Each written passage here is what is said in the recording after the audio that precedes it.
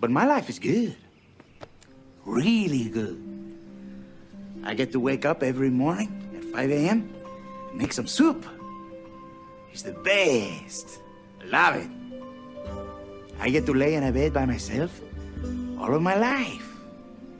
It's fantastic. You're playing music too loud, right to jail, right away. You're driving too fast, jail.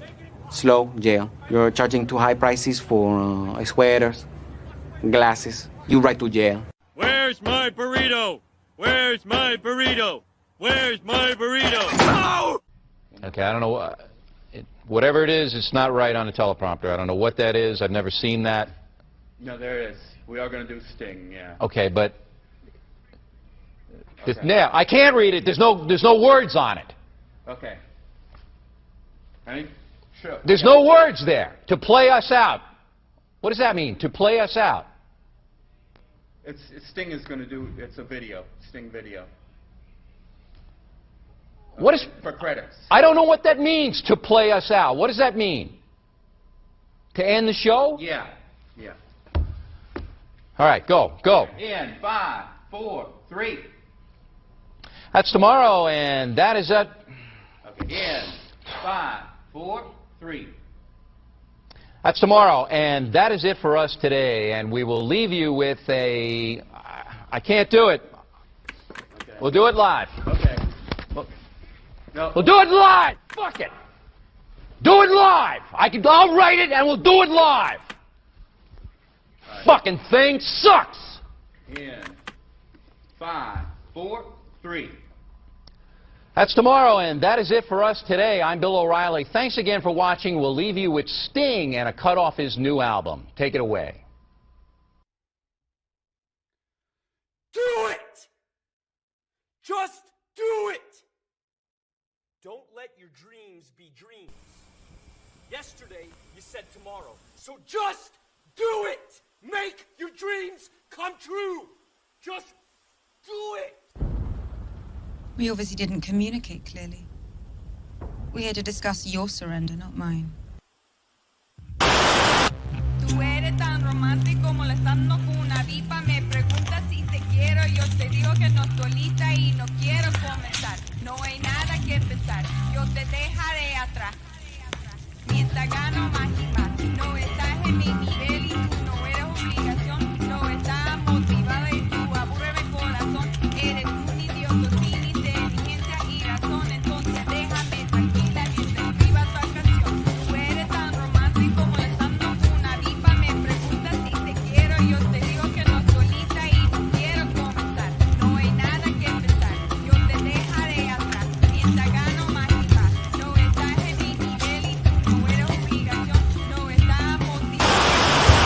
Corazón. Eres un idiota sin inteligencia y razón. Entonces déjame tranquila mientras escriba tu canción. Estoy aquí a disfrutar. Estoy aquí pero quiero gozar.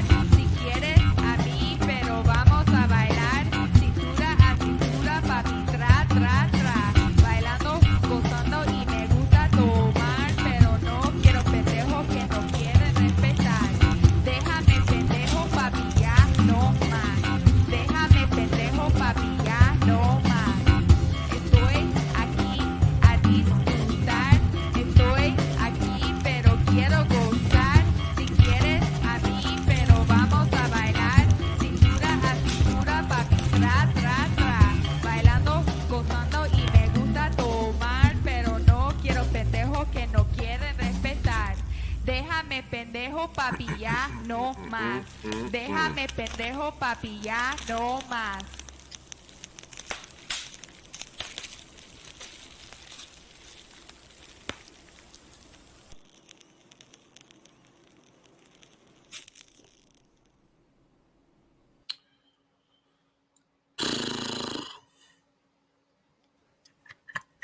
I could hear it before we entered.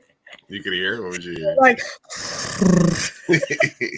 What is up, mi gente? This is your boy Luis Martinez, aka Big Chief Burrito. With that, Sofia Carr _, my co-host. that's me. Live and direct, live and alive on a Tuesday in the summertime. Oh yeah. Finally starting to feel like the summer here in Southern California. It's hot. It's hot. And Mi Gente Show is going to be live today, catching up with all the chisme, all the drama of the last couple of weeks. We've had guests on. We were on vacation. No guests today. No. Unless, I mean, no guests today. Just shit happens with us sometimes. People will be like, I love it though. We had some surprise guests last time. It was a full house. It was a whole party. I loved it. It is an interesting situation when we have sort of an open panel, which I like, and it was a lot of Latino excellence on the screen and on the pod last week. It was like, we had filmmakers, we had you, we had Rosa, we had me, and then Polly. So it was good. The lovely, amazing, beautiful Polly. Yes. All right, so let's start with personal news. Anything that's going on with you, Sofia, that we should know about? My football team has been getting better. We still lost this last Sunday, but we did not lose to double digits. We made a good amount of scores, and we played pretty damn well. So I'm very proud of that. The fact that you said a good amount of scores is also very concerning that you speak of. Because we lost a game that was like 10-0. We did good at the sports ball. We did good at the sports thing, which, yay lesbians, we should be. We're getting there. We're new. Yeah. We're new. It's fine. Be nice to us, okay? That Birkenstock sponsorship is right around the corner. Right around the corner. I cannot wait. That's my life purpose. So there's that. Subaru. For lesbians by lesbians. That would be a dream, wouldn't it? Wow. Yeah. What's the big lesbian brands? Subaru for sure. I don't know. Oh, wow. I immediately went to like Lilo, Adam and Eve, which is like sex toys, which it doesn't have to be that. Birkenstocks would be one. Birkenstocks. What else? U-Haul. U-Haul, definitely. We own U-Haul. We keep U-Haul in business. I don't know. My brain went too inappropriate with that one. North Carolina. North Kakalaka. All right. Enslaved by vegetables. But yeah, on that note, it's Pride weekend this week in San Diego. We do it a little later than Los Angeles. So this weekend is going to be a lot of stuff. If you want to catch me, I will be at Queer Girl on Friday night. I'll be at the parade Saturday, and then the pool party. Les in Wonderland, Waterland. There's a pool party. There's a pool party on Sunday. I will be there. Some of the reality show girls are going to be there. So if you want to come meet the cast, come through. Oh, there's a guide. Yes. There's a guide to San Diego Pride event. Yeah, it's pretty much, I feel like the whole week there's something. Like there was She Fest going on earlier last week. There's the block party that I seem to always miss every year, but I eventually someday want to go. Yeah, there's just a lot going on. So I signed up for all the lesbian stuff this weekend. Yeah. Right. Well, good. Except Saturday night. I'm not going to be partying on Saturday night. So this is this weekend, right? Yeah, this weekend. And then next weekend is Comic-Con. So it's like back-to-back action in San Diego. Yes. Yeah. Nice. Yeah. I guess that's basically what's happening with me is Comic-Con next week. Mm-hmm. Seeing how I'm a professional in the industry. And I have to but then I have to requalify this year, so I have to get my IMDb stuff ready. I should. What are the qualifications? Because I need to requalify, and I don't know that I can. I let it expire. I'm so sorry. I messed up. Yeah. No, it changes from year to year. It just makes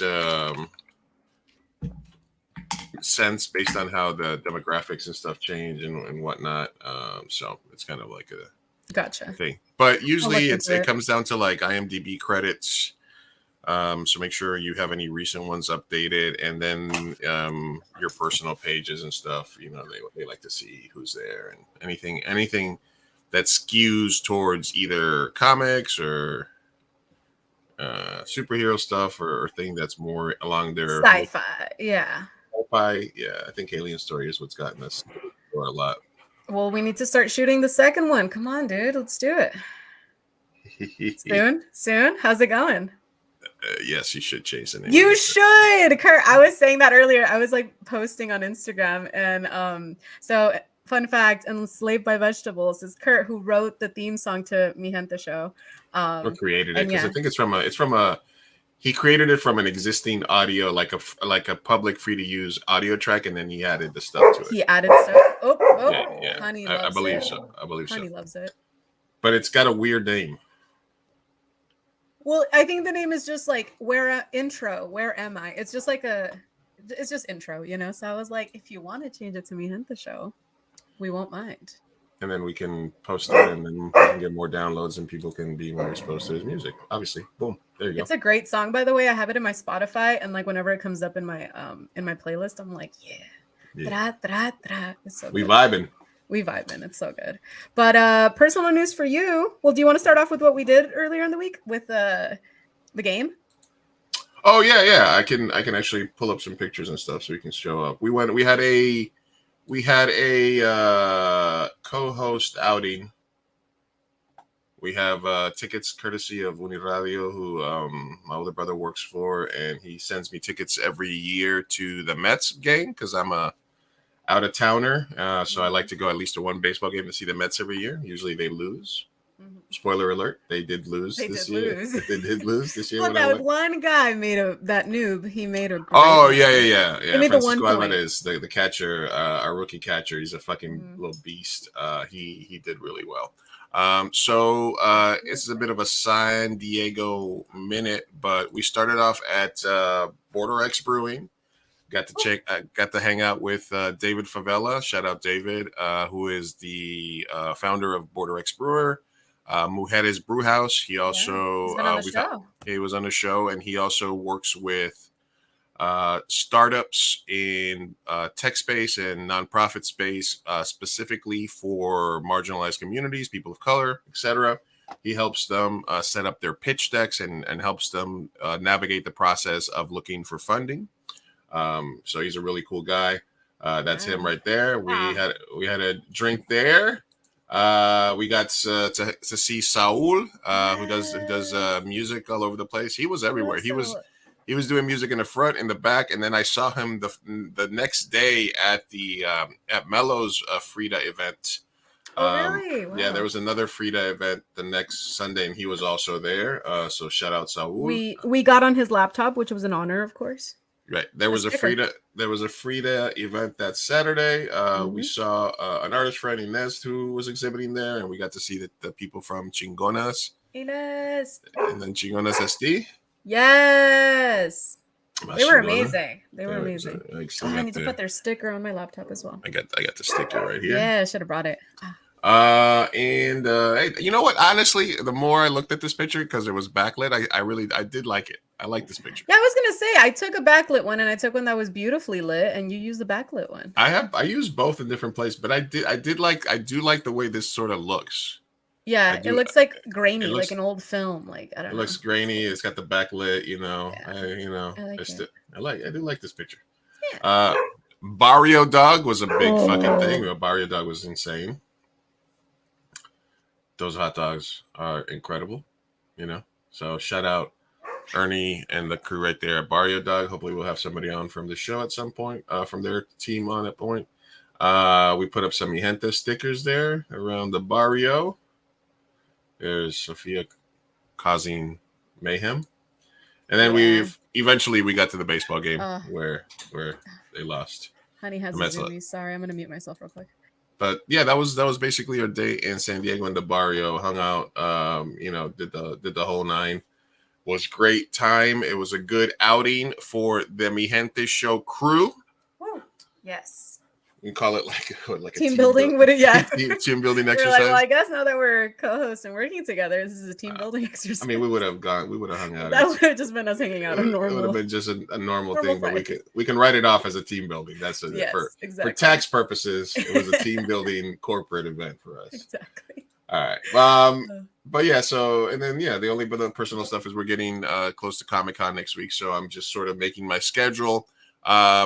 Next week I am going to try to book a couple of local artists that will be at Comic-Con for a small Comic-Con preview. Ooh. because Comic-Con starts Wednesday night with preview night. So next Tuesday show, I'll try to get us a couple of people that are local artists or people that are part of the Comic-Con scene so they can give us a little insight on what's happening both inside and outside the convention center. It's going to be a weird... It's going to go right up against the possible SAG strike. So it's sort of been wait and see. A lot of major studios like DC, MCU, like Netflix, a lot of studios and a lot of big production companies didn't send event staff and anything to Comic-Con this year. That's the initial thing. Sense. And then since San Diego is a SAG town, but very small, there is some SAG work that happens here, but not a ton. It's not like there's a bunch of picketing anywhere in San Diego as there is in LA and New York right now. So I think there was a thought that they would do some picketing at Comic-Con, which is an event where they can sort of get some publicity and disrupt. So I don't know if that's going to happen. And I think right now there's this negotiation back and forth whether or not they're extending the SAG negotiations. And if they don't, the actors, there's not going to be a lot of celebrities and stuff because they're not going to be able to come promote the stuff that's already out there. The writers already are not going to be there. And there's also some actors that don't want to cross the picket line if it's happening. So it'll be a weird year. It might be a year for just kind of discovering, but there's still going to be so much fun stuff happening that I'm still going to be there every day. The parties will be cool. We might not be as much people watching as there's normally, but I do believe that it's going to be a cool event. Unless it's Comic-Con, it's there. Of course. Where I'm going to walk 20,000 steps every day. It'll be fun.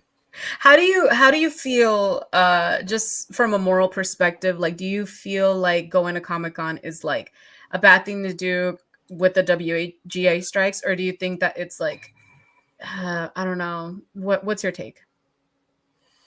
You're asking me if I'm going to cross the picket lines if they have them there? No, the thing is, like, is Comic-Con directly involved? Like, I wouldn't necessarily say, like, how is it going to affect it? You know what I mean? I'm kind of more intrigued, if anything, to see how things work out.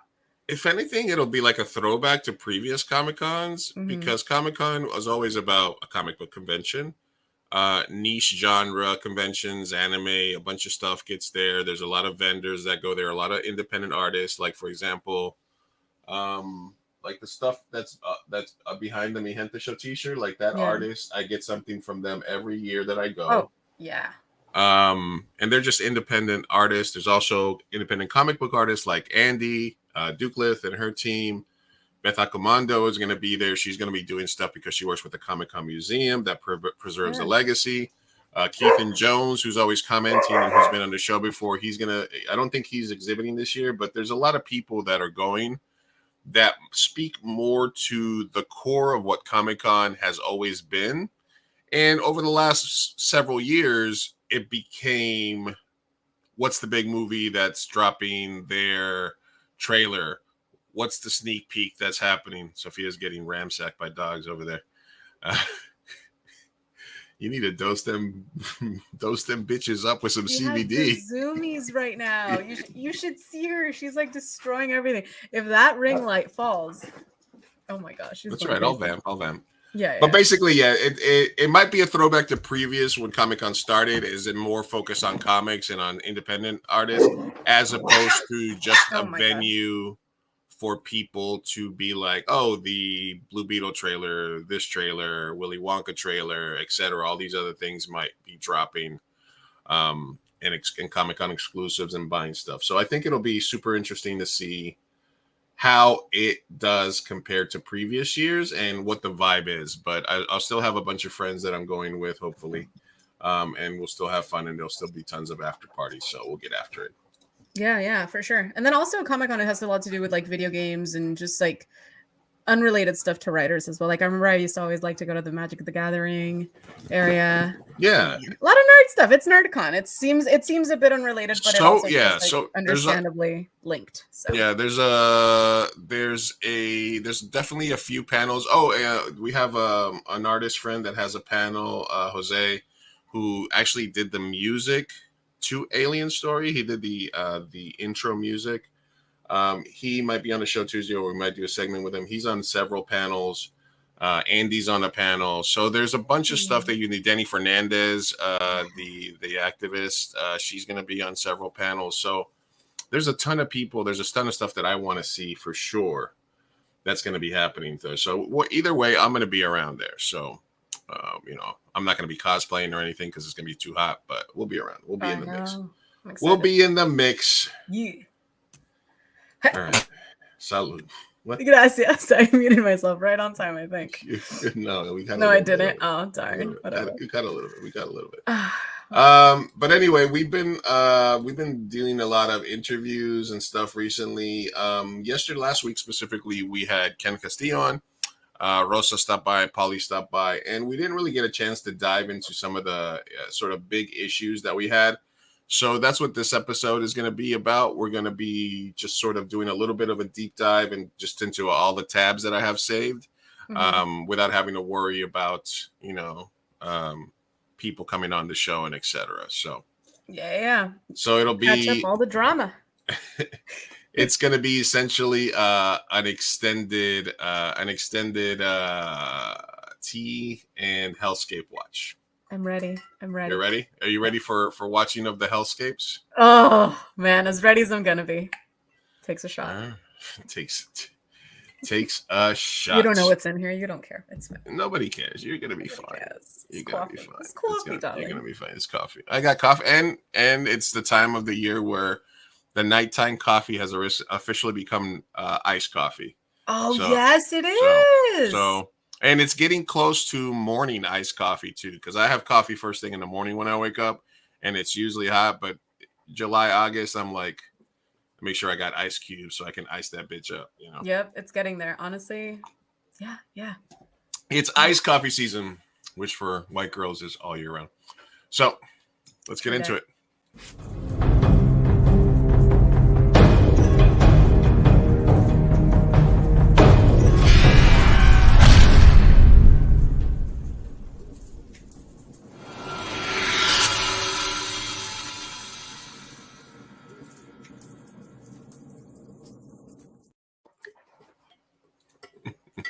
This is fine.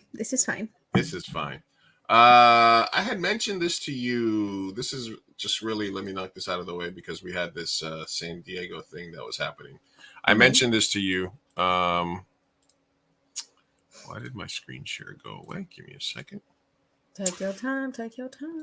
So this is what I was talking about. Billionaire Stan Kroenke takes control of Midway Rising Development. He is the owner of the Denver Nuggets and I think the Los Angeles Rams, and they're going to be the ones that are taking over the sports arena development. So they're going to be in chief investor for a massive redevelopment of San Diego sports arena site known as Midway Rising. Kroenke owns the Los Angeles Rams and Denver Nuggets. Professional football and basketball team will be the main investment in repurposing the 48.5 acre site, which will become the home to an estimated 4,200 residential housing units, as well as a new indoor sports arena. Oh. So the transition, blah, blah, blah. So they're spending a bunch of money there. And I don't know if this is a preview. Housing unit next to the sports arena? What? Well, they're going to redevelop the entire sports arena area. It's 48 acres. Okay. So basically, anytime that they do redevelopment, they always do so the way they're imagining is a new sports arena. The reason this is a big deal is because San Diego doesn't really have a major top level indoor sports arena. Yeah. They had that place in the sports arena forever back in the day. And the Clippers and other teams played there, and it's just a very old school arena. And the teams that played there always moved. The San Diego Gulls play there. So this opens it up for the possibility that San Diego might get an expansion basketball team, a hockey team. Oh my goodness. Pro hockey team at some point. Because we only have baseball right now, right? Football left, basketball left several decades ago. Yeah. So now it's basically just baseball, and we're getting a soccer team pretty soon, which will be cool. It'll be the first San Diego sports team that I openly root for. Nice. But that's kind of what I wanted to touch base. Just that's the guy. They said we got a billionaire, that owner of the Rams, is going to be investing in San Diego.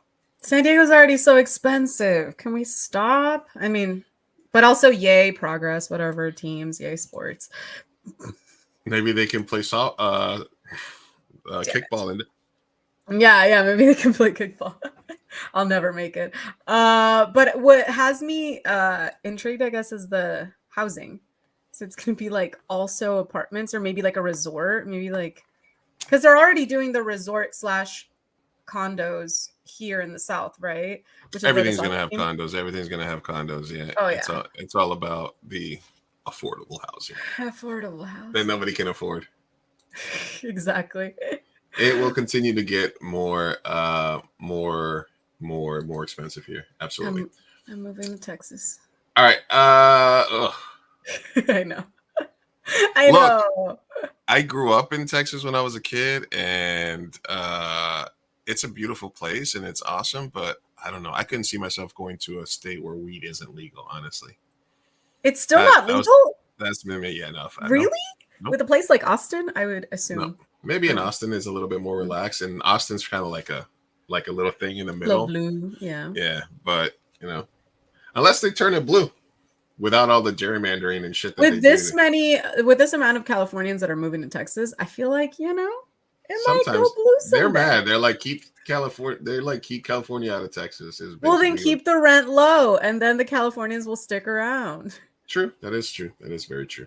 One thing leads to the next. Okay. So I'll let you pick where we start off. We got 3 major SCOTUS decisions. We have politics. We have Jonah Hill. We have Miranda Sings. We have Pearly Things. I would say let's start with Jonah. Go to one SCOTUS. Divide the SCOTUS. All right, we're gonna start with Jonah. All right. Yeah, Jonah, Colleen, Pearly Things with the SCOTUS in between. All right, got it. Okay, let's start off with Jonah Hill. All right, so for anybody unfamiliar with what's happening, Jonah Hill, his ex-girlfriend Sarah Brady accuses him of emotional abuse via text. So the text that started this all off was the following. They're broke. Let's give it a little context. They've been broken up for a while, and Jonah Hill has a kid now with his new lady, right? Mm-hmm. So this is tinged with a little like, I just want to expose abusers and stuff like that, but it does have a little bit of a woman scorn sort of angle to it. Yeah. However, the main thing is the story that she phoned, which is a text message you got from Jonah that read as follows. Mm-hmm. Now, Jonah met her, and she was a surfing instructor, okay, and a model. He slid into her DMs. What's up, you a cute surfer chick? I'm Jonah Hill, blah, blah, blah. Mm-hmm. Get it going, right? And this is a message that he sent her, I guess, after they had been in a relationship for a while. Plain and simple, if you need surfing with men, boundaryless, inappropriate friendships with men, to model, to post pictures of yourself in a bathing suit, to post sexual pictures, friendships with women who are in unstable places, and from your wild recent past beyond getting a lunch or coffee or something respectful, I am not the right partner for you. If these things bring you to a place of happiness, I support it, and there will be no hard feelings. These are my boundaries for a romantic partnership. Mm-hmm. My boundaries with you based on the ways these actions have hurt our trust. So that was step one. What was your initial reaction to that? I think he's using the word boundaries very incorrectly. I think I understand someone having preferences. I would like for my partner to have certain standards in certain scenarios, but when it comes to what they're wearing, I find it incredibly telling about his inadequacies and less about her. That's my take. Now, depending on where the interesting part about this to me is Milo, shut the fuck up. My interesting boundaries, my interesting Milo has a lot to say on this. Hell hath no fury like a Milo scorn. like a Milo score. All right. So what I find interesting is that based on where you're getting the news, like for example, this person was like, you know, he's got to hold this L, you know, and it was, but sometimes it's an interesting conversation. I think the conversation that starts really interesting. For example, Ana Lidia, who's somebody that I've had on the show, she said what he wanted. He wasn't an ass about it, and she has the option to digress and move on. So, okay, that's a woman that's taking sort of his side. Absolutely. Another picture she wrote. This is a pic that I took down by request of a misogynist narcissist. This was her. Then, for example, if you follow something like Daily Loud, the comments were like, "Man sets boundaries and communicates clearly. Disgruntled ex-girlfriend, emotional abuse." I mean, it does seem a bit restrictive, but he did denote that these are his boundaries. So honestly, why dredge it up now? W. Jonah Hill, L. Whoever this chick is. Seems pretty reasonable to me. The man kept it 100 and now he looks weird. He's on a roller coaster, whatever it was, just do right. You know. But see, I have a lot to say. So here's the thing. Both of these things, people don't have to be so reactive and so angry because there were no crimes committed. And then also using the words narcissist and misogynistic is like it's a lot. It has a lot of weight, and I wish people didn't overuse it because he didn't show necessarily a misogynistic take. Like, people need to use words correctly. He did not show boundaries. He also didn't show narcissism or misogyny. Stop using these as someone who studied psychology, you guys, get a DSM-5, read the definition, and then you can use the words freely. But this whole like using psychological rhetoric to validate your point when you're misusing it is very infuriating as someone who studied the shit. Okay, it's really stupid, and you all look really stupid, and you look like children. This is why.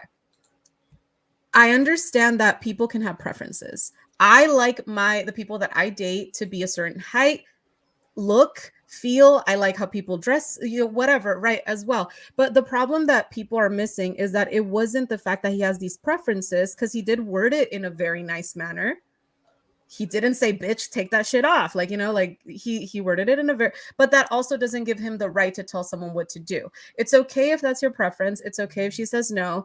It also doesn't give her the right to come at him, because it does seem like you're clout chasing at this point, because he has a baby with someone else and he's in a happy relationship. And so both things are not mutually exclusive. And I think that people are getting really like angry towards one side or the other, forgetting that both are wrong. He's not a misogynist narcissist from the behavior that I've seen. He just seems really insecure, and he seems like his ego is shattered and he needs validation from, or the validation of keeping his women as property, which, you know, he never said any of these words. I'm saying it based on his behavior. He just likes for his women to be covered up, which says a lot about a person, but I'm not here to psychoanalyze him. I don't like that she did this after the fact when he's in a happy relationship, just had a baby. And then also for her to be using words like misogynist, narcissist, that makes me all very uncomfortable. And I think both of them are extremely wrong. All right, let's keep it going. Keep it going. She posted, this is a warning to all you girls. If your partner is talking to you like this, make an exit plan. Love y'all. Call me if you need an ear.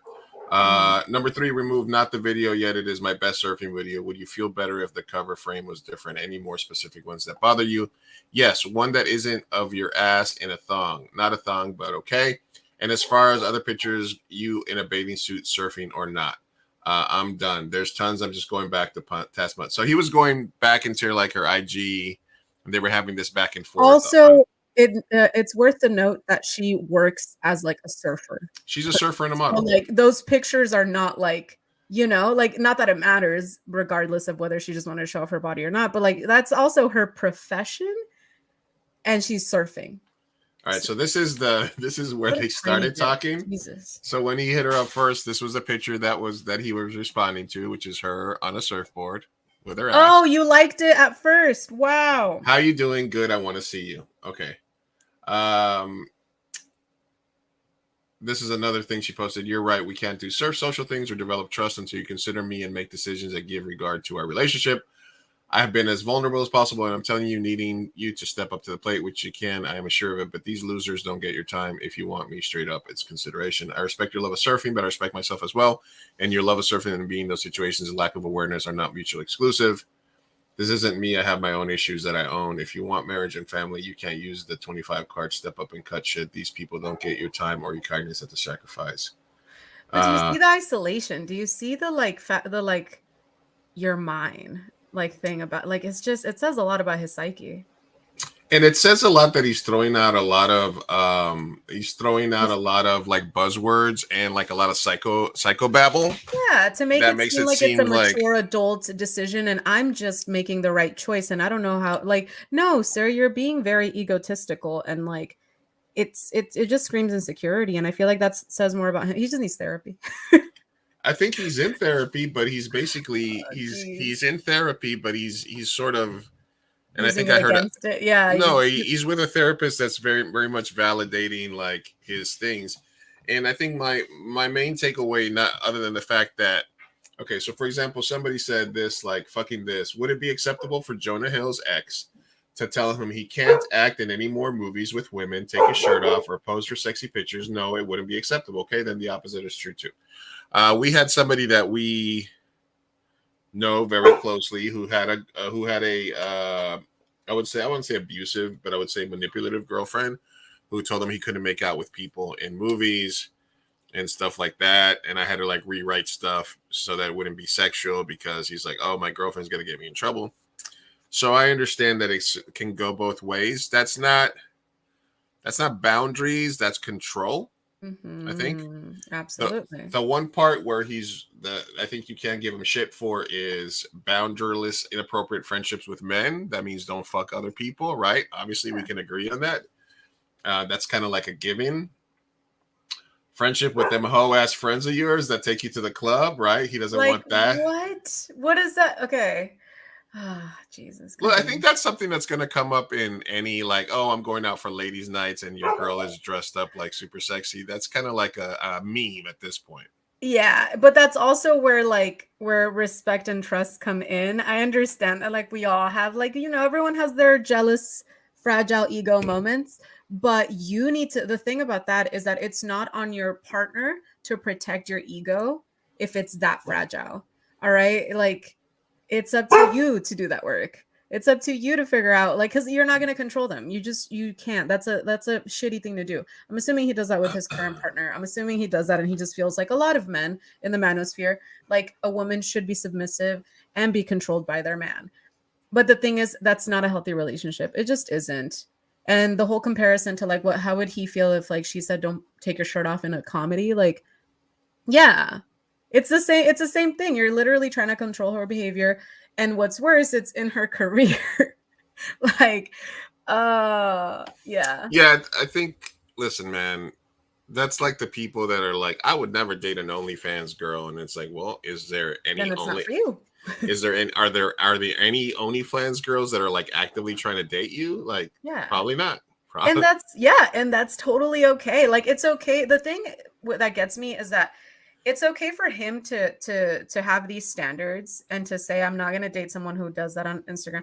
Just break up with her. Yeah. You don't reach out to her in the first place because you were obviously because you already knew her. Exactly. So you throw it out there once, and then you dump them. I'm sorry, you can't be playing victim and then trying to continuously control them and then getting mad at them or aggressive or even verbally abusive, just because they can't be controlled to whatever standards you are. At the end of the day, you end up looking like the dumbass. I mean, yeah, she looks petty, but he looks very. She looks petty, but he also looks very, very insecure and egotistical. It's scary. It reminds me of the Keke Palmer story. Did you hear about Keke Palmer? Yeah, we have that queued up. Okay, because I feel like these two men should go they shouldn't go get a beer. Let's not empower them. But I'm just saying they're on the same tiny dick complex. They're just so scared of an empowered woman. It's dude, just I don't know. It baffles me. It really does. And it's not only men. I don't want to sit here and people think that I'm shitting on men and that they're the only ones that could have fragile egos. Women can do this as well. In the gay community, it happens a lot with lesbians ganging up on bisexuals because they just feel so insecure that they might go with a man, or even like in lesbian community, like femmes feeling insecure because like they might go with their femme partner might go with a masked lesbian. Like at the end of the day, it's like a lot to do with how society sees and values masculinity. And it does make for fragile egos, especially when it comes to just wanting to control women and their actions. The thing is, and you'll see it on the reality show if you watch episode, I don't know when it was, 4 or 5, but we talk about that. Like, why is it, we need to look internally, why is it that as maybe like a masked lesbian dating a femme, if they say they're bisexual, why do you feel insecure that you wouldn't date them? Because there's so many lesbians that are like, I would never date a bisexual because they might go date a man. And it's like, okay, well, let's unpack that. Why is that? Where is that the bisexual's part, or is that your insecurity because you think that they're gonna leave you? What makes you think that? Let's unpack that. And you unpack it, and it turns out it's you. If you're insecure and you're dating a straight woman, then you just have to worry about every man on earth. If you're a straight man and you're dating a bi woman, now you have to worry about everybody. That seems very, very horrible. The key is to date somebody that you trust. How about that? And then you worry about no one. Ooh, wow, what a novel thought. Wow. What? Dating someone you trust? What? That doesn't track. I don't know what's happening here. Yeah, no, the interesting part, like I said, the reactions were really, I really love seeing, I guess, I don't know if it's like misogynists out themselves, or very clearly, like if your immediate reaction is like fucking L, you know. And then it's funny because a lot of the people that are saying W Jonah are people that were probably like fuck Jonah Hill like 2 weeks ago, like he's a cuck, he's a, you know, probably a lib or whatever, blah blah blah. They were probably giving him shit, and all of a sudden he's like, he comes out as misogynistic and he's like, fuck yeah, Jonah Hill, I love this shit, you know. I think the main thing to take away is it's not a black or white issue, it's a gray issue. Even in being misogynistic and trying to exert control over him, he did have some points, and he did at least approach it from a misogynistic, although albeit reasonable fashion. If he was very reasonably misogynistic in his conversation. He wasn't like, I don't want to see you on Instagram with your ass up there ever again, or, you know, like I was saying, like he was using psychobabble and therapist speak to try to be controlling and manipulative. But the fact of the matter is that you saw her in a bikini surfing and being hot on the internet, and that's what made you want to talk to her and be with her. And then you're trying to change her into something that she's not after the fact. And going back and saying the things that I found attractive and that brought me to you are things I no longer want to see. Yeah. And if you don't do these things, then I am going to deprive you of me, the Jonah Hill. Yeah. I've been in a fucking Scorsese movie. Super bad, baby. Super bad. Wolf of Wall Street. You want all of this? Cover up. I got money. I've been in a Netflix movie. I did that one 90s skateboarding movie. That was okay. Yeah. So it's interesting. But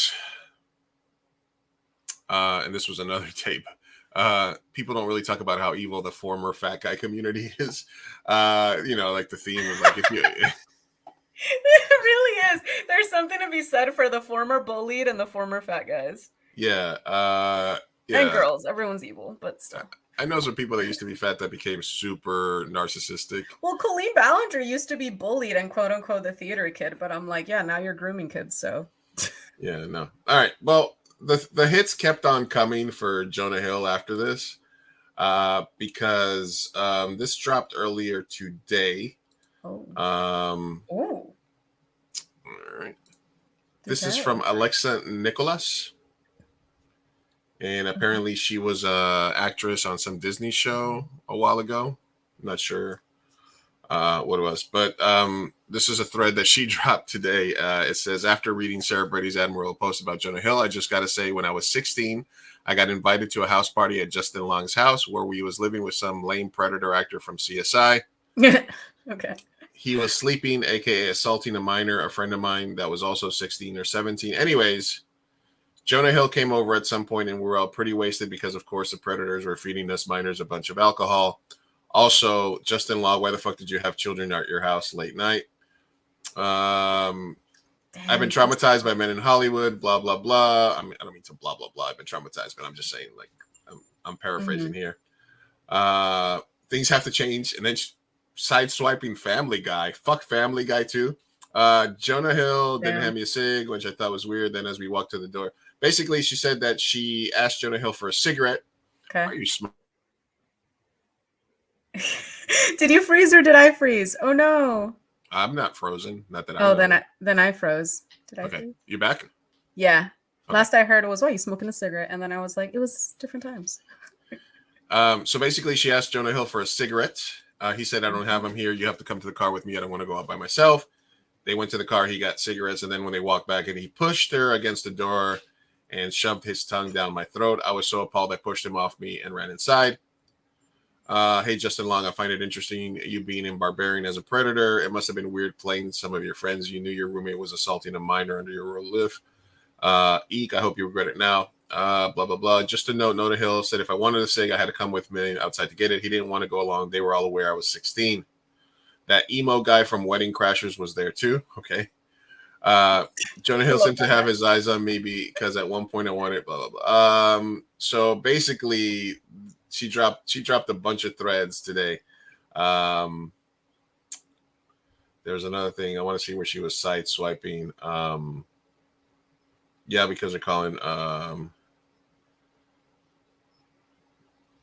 This is random as fuck. One day soon, after more therapy, we can all start talking about Seth MacFarlane's utter predatory disrespect for professional boundaries. Oh, and yeah, mysteriously offered the job. Never did voice work in my entire life. Creep.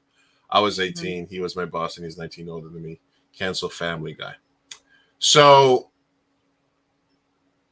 she's an actress. She has a YouTube series called Eat Predators. Ooh, need to watch that. So, grain of salt and whatnot, right? Where she's apparently exposing predators. But still, it seemed kind of weird that she's dropping all this today. I do kind of get in the Me Too era, it's like when one person, right? So what is it? Is it like a grain of salt thing where we should just sort of like, or is this like a believe all women sort of situation here? I would say grain of salt because I mean these are really extremely defamatory allegations. So grain of salt, but also the grain of salt that is Hollywood and toxic predatory behavior that is normalized. You can also acknowledge that. So I'm not surprised. I'm disgusted, but I'm also going to refrain from any judgment because I'm not on a jury and I don't know, It's okay to hear this information, intake it, and just kind of live with it until there's more proof or stories told. I guess it's just like there's not a lot. I don't know why people react all the time. Like you could just hear it and move on and live with it. And then let's see if there's more stories that come out, more proof, more allegations. That's what happened with the Colleen Ballinger thing. It was like every day something new. And I think I didn't have a full opinion until it was like all cemented.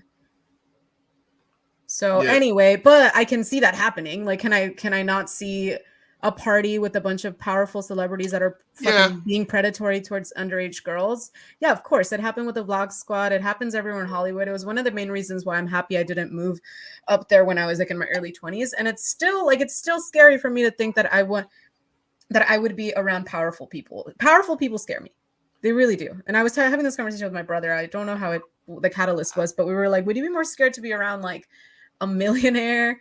Or like I don't know how it started, but the whole point was like we're terrified to be around rich people.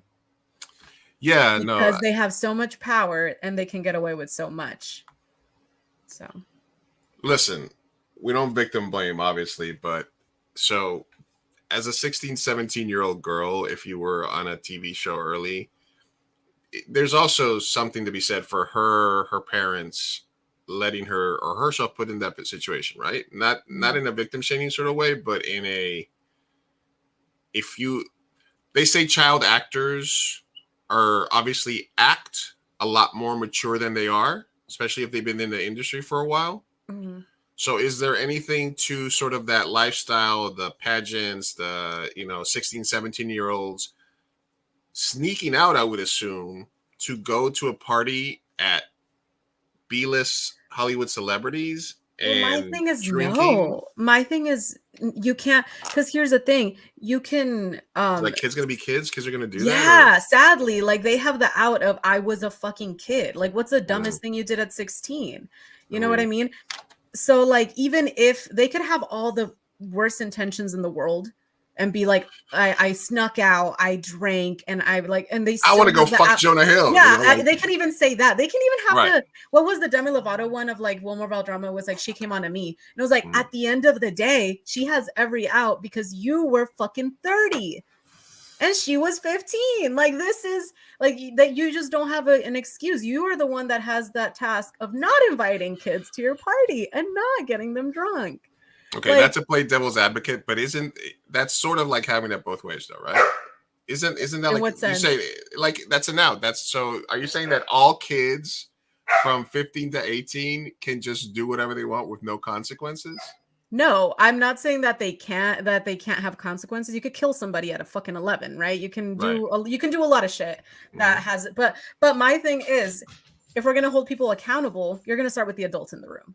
Okay. Because at the end of the day, you're the one who is probably like at a mansion party, inviting the 16-year-olds, giving them alcohol, which they can't purchase, and then making a move on them, and then blaming them for being there when you're the one who is in a position of power, an adult, has clout, has everything, and you're just like gonna blame them because they're curious. Like, it's just not a solid argument here, my dude.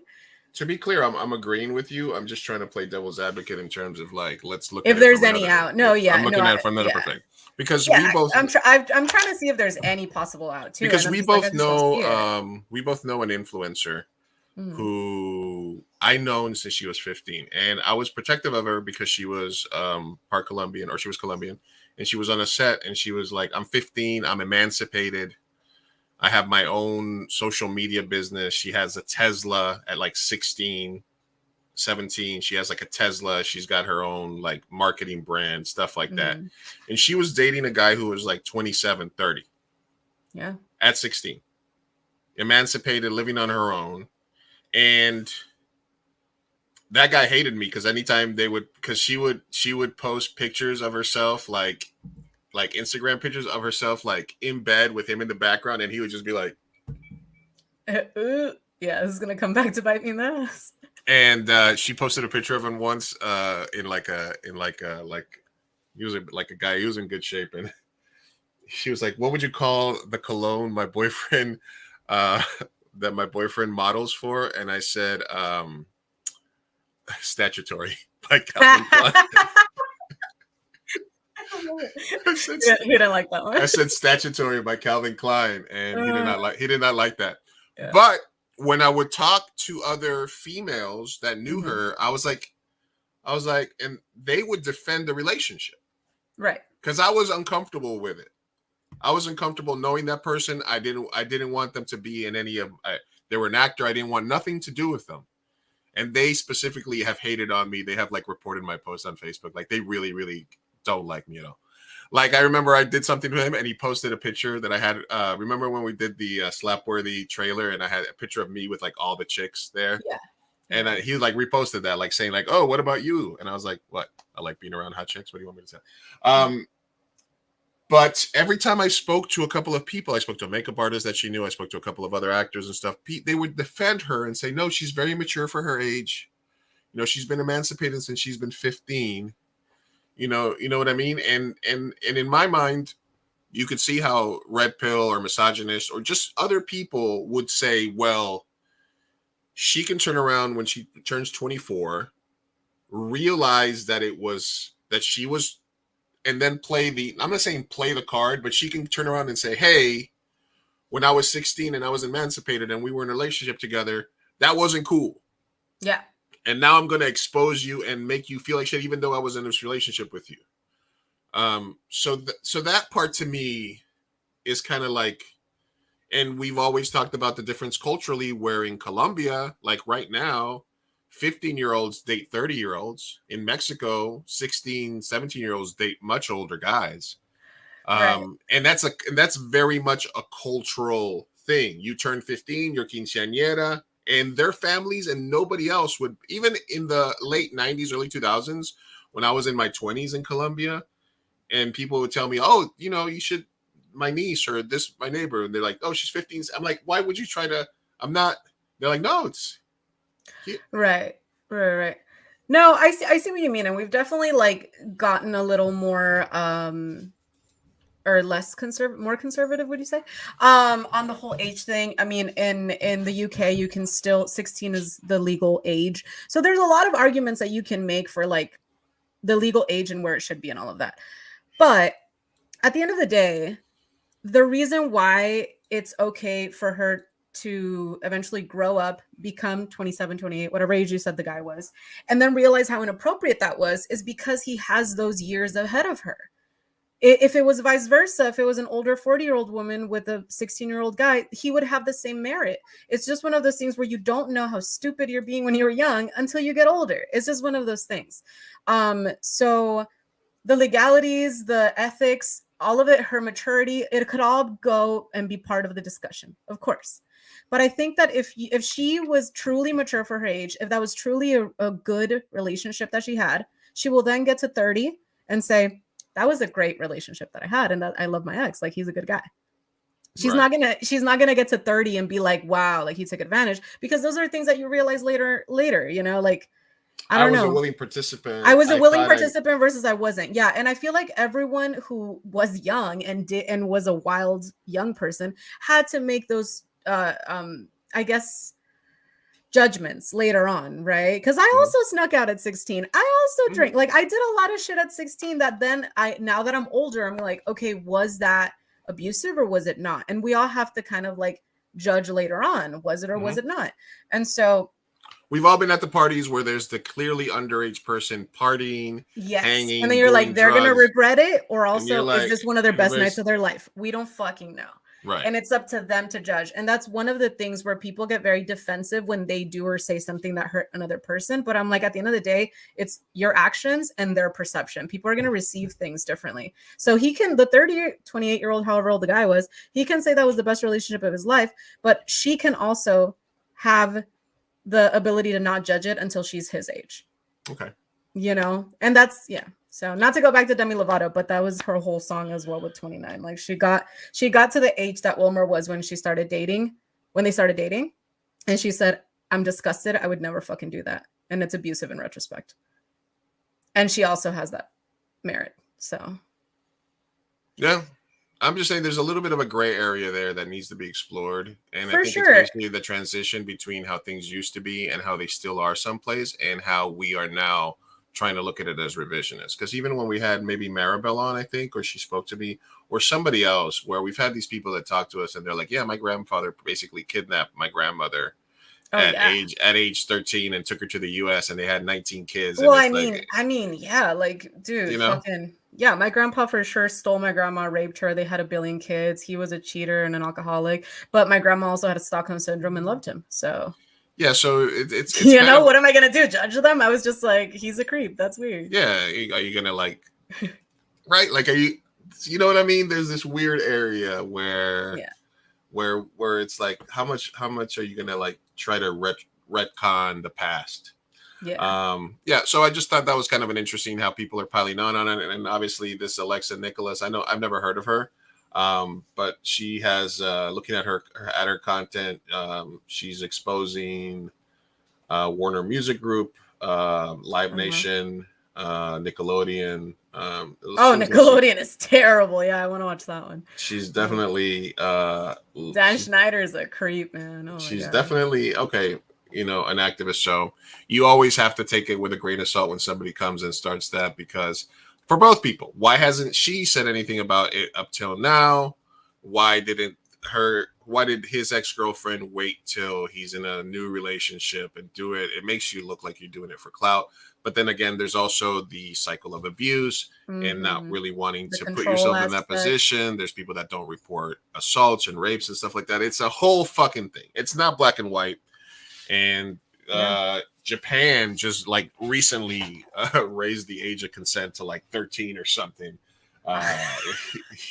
Jesus. In like Alabama and Tennessee, it's still like 16 or some crazy ass shit like that. So it's fucking, it's weird. It's weird. Yeah, That's weird. It Wait, is. but like to piggyback off of that, I guess we could segue into the Keke Palmer situation because that's sort of similar, but it's a little different in the sense that there's like body shaming involved.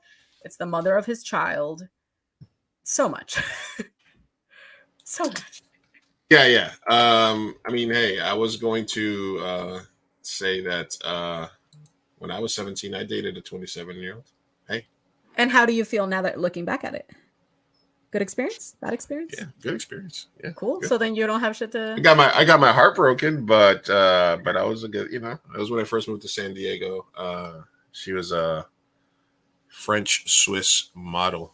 She was 27. I was 18. All right. And I was like, hey, that was nice. It was fun. It was a great time. So thumbs up then in that case. Thumbs up for me, but you know, it's different for boys. What they say. No, I mean, no, you can also look back and say that was an older woman and she was a predator, if that's how you feel. Like you could, like, yeah, I could literally say both things. So if that person was famous, if she was like a famous fucking model right now, and I'd be like, when I was 17 and she was 27, like I could flip that on its ass for clout, you know? Mm-hmm. Would you do that? No. Okay. But I know some people would, right? Yeah. Then, but that's what I mean by like, in that case, don't be the 27-year-old who puts themselves in the position to give that person the power, that child. I was just because you do have that power and you could use it for evil. But again, that would be at the detriment of that 27-year-old that dated you, right? Because why would you put yourself in that? I wouldn't date a 16-year-old right now. Fuck no. Are you kidding me? Right. Why would I do that? No, like it's weird. It's icky. It's, yeah, a little predatory. If you had a great relationship with her, then awesome. That's good. We could always have healthy relations with older people. I know a married couple who the girl is 23, the guy's 55.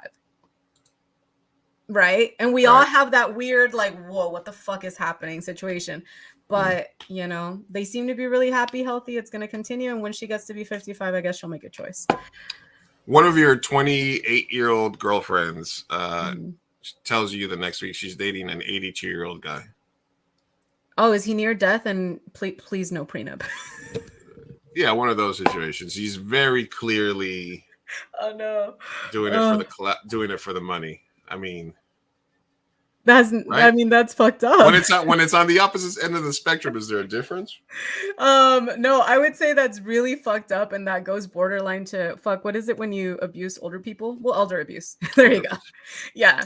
It's the same thing as like if you steal people, like Karen's identity from the home, or like, you know, just use their social security. That's wrong. That's disgusting. Yeah. All right, let's jump into Keke Palmer then. All right, this was what set it off with them. Keke Palmer went to a Usher concert. Oh, okay, Keke. And obviously, Usher is a menace. But he's out there serenading chicks. You know, she's got the outfit on. She's showing the cheeks. She's having a party with her girls. Usher's there. She's vibing. She has she's there. Boom, boom. Usher and her boyfriend or husband from home says, baby daddy, baby daddy. It's the outfit though. You a mom. He immediately starts getting shit for it in real time as it's happening.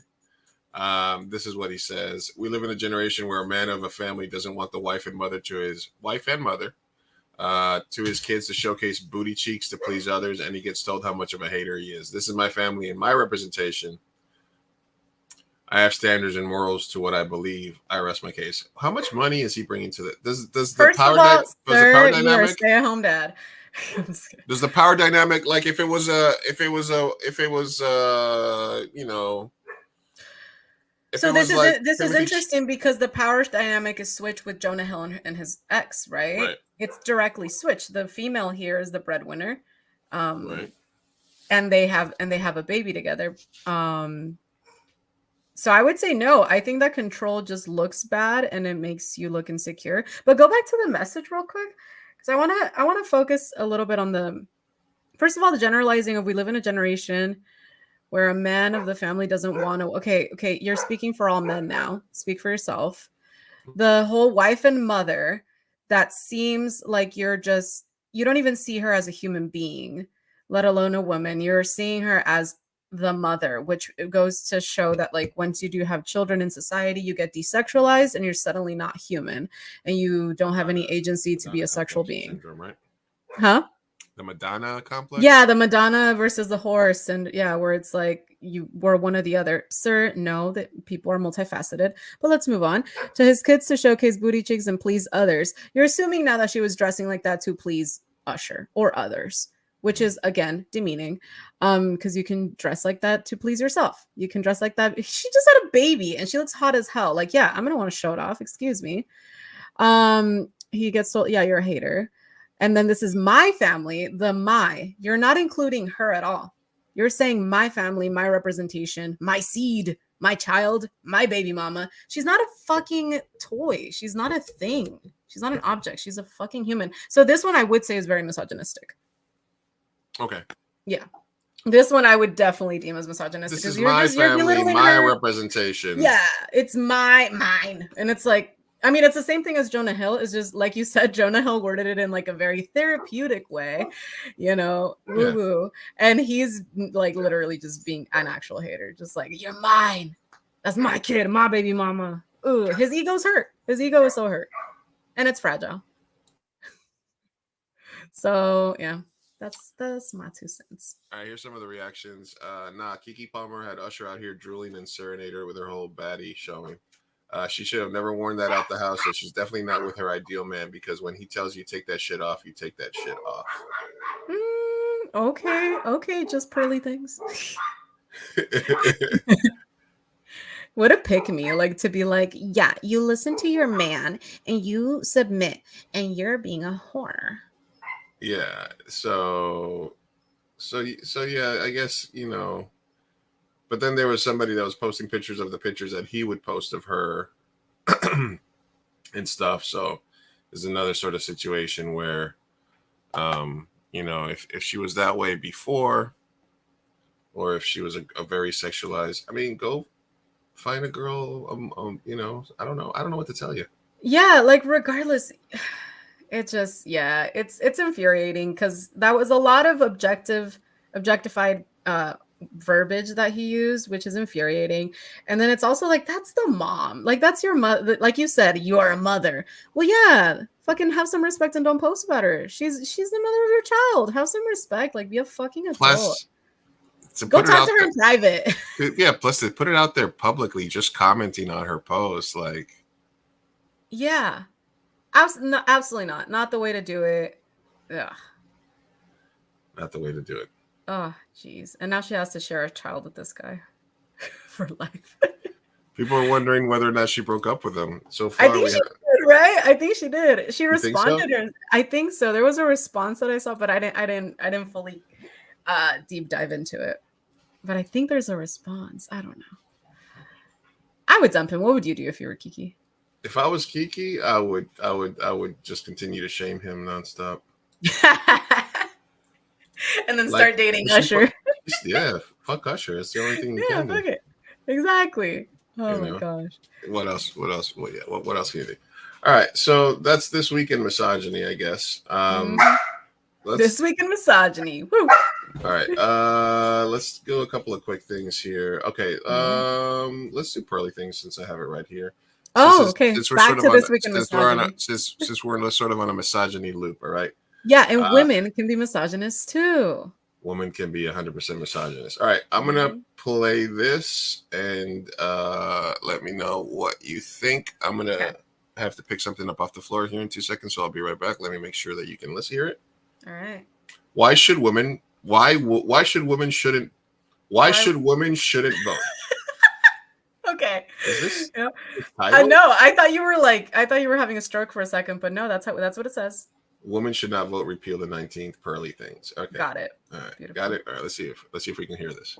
Okay. Yes, okay. A lot of people think I'm insane because I don't think women should vote. Everybody thinks I'm crazy for this opinion. If anything, this is probably my most extreme opinion. And I would like to tell you how I came to this conclusion. So, what happened was, I wanted to know why men were so angry about women. Why are there all these complaints about women? And when I started researching this stuff, it was pretty easy to figure out why. 90% of women have been on birth control. 1 out of 3 women has had an abortion. 1 out of 3 women has an STD. The average body count is over 5, so your average wife has slept with over 5 people. 95% of women are not virgins on their wedding days. So I understand the complaint. Now I understand. Okay. Why do you understand though? You need to show some context as to why that's a good reasoning. Chick. Why is it like this? And my second question why is that good reasoning? Why are men complaining about marriage? So these are men. We're gonna give them smiley face. They're saying don't ever get married. And I'm thinking, why? So then my next question was, why don't men want to get married? What I found out is that the courts, the legal system, all of society is catering towards women, okay? All of society is basically pandering and simping for women. For example, in the UK, if you accuse your guy of you get a free lawyer. Another example is free government handouts for women and single mothers. So we essentially have a system that is paying women to be single mothers. So when I would look at why are women so bad, it's like, okay, if you pay women to be terrible, then you're probably going to have more terrible women. I mean, it's just common sense. If you get paid to be a single mother, why wouldn't you break up your family? Well, I mean, morals, but that's a whole nother thing. So what I figured out when I started talking to some of these politicians, right? We're going to do this. The guy is a politician. He's got a bow tie. Yeah, that's a bow tie. Now, the issue is that the politicians, the only way they can get elected, the women vote for them. So the reason we can't see a change in these laws, where men can't get access to their children, where single mothers are being paid to be single mothers, all of these horrible policies is because the politicians can't change them because they won't be reelected. And then I started researching it further. And I started to think, does every person deserve the right to vote? Should every Ditzy broad. Ditzy broad. All right, so let's pause it here for a second. Yeah. So obviously, you could say that's one of the reasons that Trump got elected was women vote, right? Yeah. That they're always white women. Also, what I love the most about this is how it's the snake eating its own tail thing, because if you do the circular logic on all this, as she gets to the point of why women shouldn't vote, because, spoiler alert, it's because she says they're on welfare, they have too much sex, they're not high value women. Right. They don't do half the jobs, they're not precisely half the military, they're not precisely half the oil rig jobs. Mm-hmm. Even though they're the predominant, they're predominant more in school teaching and nursing and a bunch of other fields, obviously, right? Mm-hmm. Then you got to get to the circular logic of like, well, bitch, who the fuck is gonna want you? You're 27, you're not a virgin, you're an Ohio 4, and you're sitting here. It's like, why aren't you in the kitchen? Why aren't you at church looking for a husband? By your own logic, if your appeal diminishes after you're 15, you have to be. I mean, it's like the incels that are like, the women should breed between 13 and 19. That's when society was the best. We need to let fucking 14-year-olds have babies. Then by your own logic, why aren't you in the fucking kitchen right now? Why are you out here making YouTube content? Why don't you just fucking sit there and go to church, and go submit to your man. Go get a man, first of all. And by that point, work on being a high value woman. And any man that chooses you is choosing a 28-year-old, 27-year-old non-virgin. Yeah. Who's not in the kitchen. Yeah. You just talk. You just nag. So, all right, let this person deserves the right to vote. And what I found out is that men are fined $300,000 if they don't enroll in selective service, where women she's also using she pitches different things from different countries. Exactly, and things that are so unrelated. So here's the thing, and I listen. I never use my fucking education to talk shit, but this episode I find myself doing that because again, another thing I did was study research, and it pisses me off to no end when people make these broad strokes like arguments of like, woman slept with men, ergo welfare, ergo lower value, ergo women shouldn't vote. How the fuck are those things connected? Do a fucking research paper, write it down, make a correlation or causation fucking argument, and then we can talk about it. But she spits all these like statistics that have nothing to do with actual argument that she's making. Now she's talking about how men have to sign up for selective service. Okay, well, what she doesn't say is that selective service isn't something that we even fucking use. We haven't used it for decades. All right. And also the argument for that, if you were thinking about arguing against women, would be, well, then women should also sign up for selective service because women are also serving, right? So wouldn't that be the equivalent? Like, I don't know how you jump from like, okay, men have to sign up to selective service, ergo women shouldn't vote.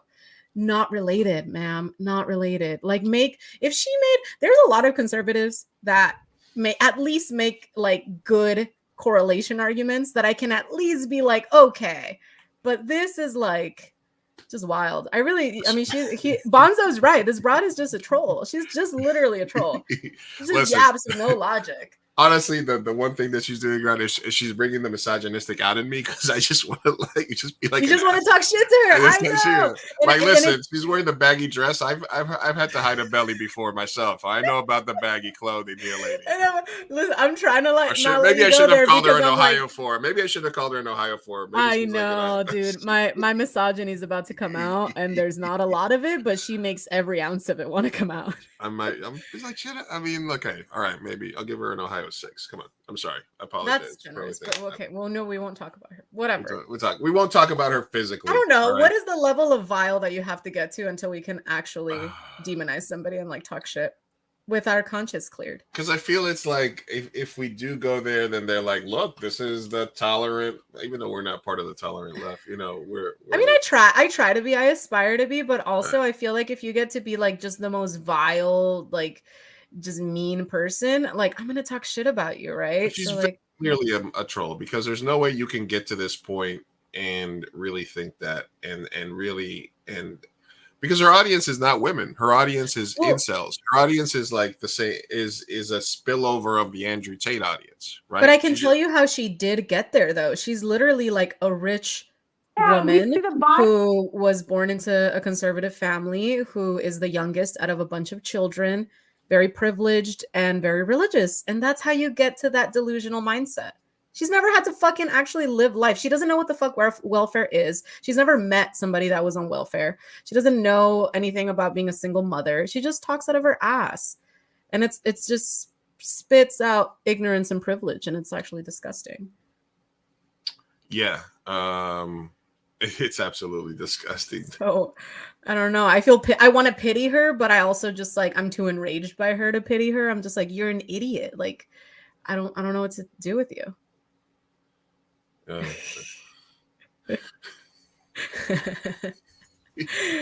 think that's a pro Pearl meme. Yeah, she was exactly. She's probably like, older women are triggered because I'm basically, yeah. She says your value as a woman begins to diminish past the age of 25 and all this stuff, and she's already past that. And my thing is like, as far as, let's get out of politics for a second, like no right, no left, no conservative, nothing, right?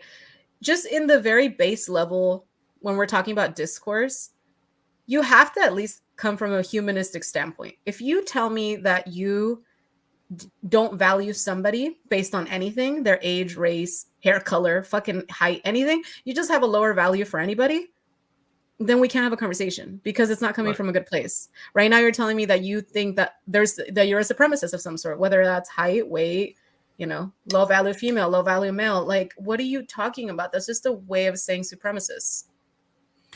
I think she's a little self-aware. I am mid, not an insult. If I was model material, I have a modeling contract. The difference is that I do not live in delusion.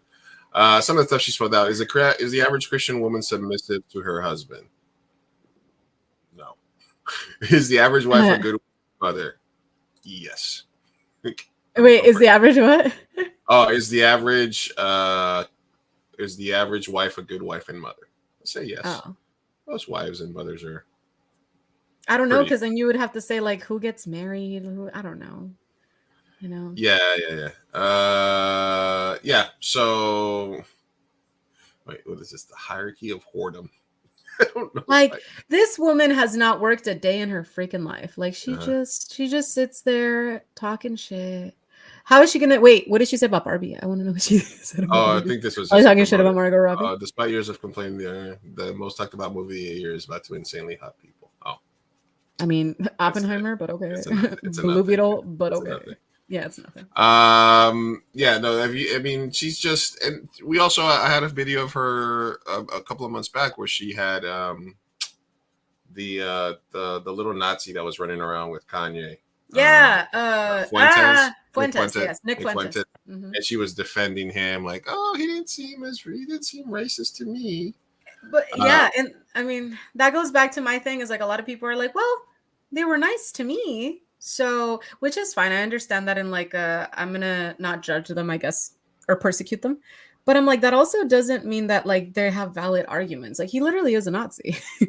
Oh, he's a straight up Nazi. Yeah, like he said it, he admits it. So you He's know all that. about it. About the Yeah, Nazis. so you know you should know who you're talking to. You can't just be like, yeah, he's a Nazi, but he's like nice to me. She has Jordan Peterson, Thomas Sowell, Ben Shapiro, and Candace Owens are my top 5 conservatives of all time, but I can't pick a fit. Maybe Crowder or Charlie Kirk. Crowder. Yeah. No. So anyway, she's a pick-me girl. She's definitely a grifter. It's definitely like, and it's working though. Like you could just redo her videos like word by word, and you would be a millionaire. If you Maybe I should just like become the craziest like troll of all time, and just like totally switch. Re-troll. Hell yeah. I don't know. Then 20 years from now, just be like, just kidding. All right, I need a misogyny palette cleanser. Give me a second here. Okay. All right, this is a good follow on Instagram. It's called Turons of Yellowstone. And it's basically stupid people at Yellowstone that do stupid shit like step into hot springs and like, approach bison and like try to take pictures like next to bison or bring their dogs to the park. Oh, someone's gonna die. Or take shits. Like, listen, you're supposed to give bison like at least 25 yards. If they put their tail up, they're either going to take a shit or they're going to charge at you. And they're not cows. They're dude, literally, what the fuck? Why is this bison so chill? Yeah, it's because it's just hanging out until it's not. It's not. And you can't do that. You can't. You're going to get yourself you're going to get yourself murdered. Oh no, this dude's taking selfies. Oh, bro, stop it. Please, you don't do that. Just don't. Anyway, this is a really good follow on Instagram. Turons, like morons, Turons of Yellowstone, and it's just. Oh my god! It's just how stupid are they? Look, oh my god! These are people next to like a fucking. This is the thing that kills more people in Yellowstone every year. These waterfalls and these people falling over rocks and stuff. And look at these fucking morons. Dude, I should just open up a page. I don't know why this week this conversation came up. I think it's my friend sent me this reel about tourists in Rome who this guy wrote him and his girlfriend's name in the Colosseum. Like carved it. Oh my god. Yeah. And then he got a ton of backlash. And then I was like, I'm gonna one up you. Have you heard about the white lady who like went up the steps of Chichen Itza? Turons, man. And then all right, this is a chick with a woman with her baby walking like so close to this fucking dangerous thing. Yep. Yeah, with her kid. Breeders. With her kid, right here. Look at all that. This. It's a fucking gigantic fucking waterfall, dude. Oh man. Anyway, just some dumbass tourists. Hold on, I think there was one over here where there was a guy that gets hit. And they're procreating. Yeah. This guy needs to get fucking smacked in the face. This guy is running around on video, going up to bears and challenging them. Look at his little stubby legs. Like his little stubby little fucking hobbit legs and arms. Oh, fuck you for that. Find him. Yeah. That guy, they're literally looking for him because he's posted multiple. Literally dox him, please. That's messed up. Look at that. He's a piece of shit. He's a piece of shit. Fuck you, He goes up to a bear. Again? Oh my god, find him. Dude, Okay. leave the poor fucking bear alone. And then if that bear kills him or mauls him, that bear gets put down because he's a menace to people. Oh my god. You know what I mean? If that bear attacks him or somebody else later on, that bear is going to be the one that gets killed. So hopefully that piece of shit gets. It reminds me of Colleen Ballinger. I hate to talk about her again, but she killed a dog. Oh, good times. Look at this. Look at this dumbass broad. Selfie by the bison. Oh my god. Is this worse than selfie at Auschwitz? Man. Wait, what's this one? Is this Oh, no, I don't want to look at it. He actually grabbed it. Oh, that's fucked up. Yeah. Anyway, sorry. It's a follow, but it's both. It's entertainment as well as concerning as well, because it's like, but it's like I don't know, fury inducing a little bit. Yeah. Oh, you guys, just don't be stupid when you travel, okay? When did she kill a dog? So what you just said right now, literally, like you provoke an animal and then they have to put him down. When she was younger, she like pinched a dog aggressively. The dog bit her, and then since she was young, she was like, I don't know what happened. Like he just bit me, and then they had to put the dog down. And it wasn't, and what everyone is saying is like, it wasn't the fact that because you can make that mistake. Maybe you were 8 years old. It's fine if that happened. But she said it as a grown-up in her 30s in a YouTube video laughing about it. And you see zero remorse in her face. She was saying it as like a funny story. Like this one time that I got a dog killed. It was like, yeah, you need to actually pull it up. It's like infuriating. That's Miranda. Yeah. Oh, there's just a lot. Talk about me unfollowing people this year. I mean, listen, Bad Bunny didn't do nothing this bad, never. Give me a second. Oh yeah, no, I was a huge Colleen fan though, so this was like, it was like disappointment galore. All right, so speaking of Miranda sings, yeah. So the toxic gossip train. Mm-hmm. The latest news. The latest news on toxic gossip train is that apparently the reason that she sang the song, that she sang her apology,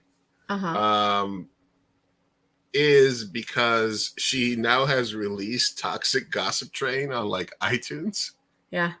And copywritten. And she's doing copyright strikes to people that are sharing it.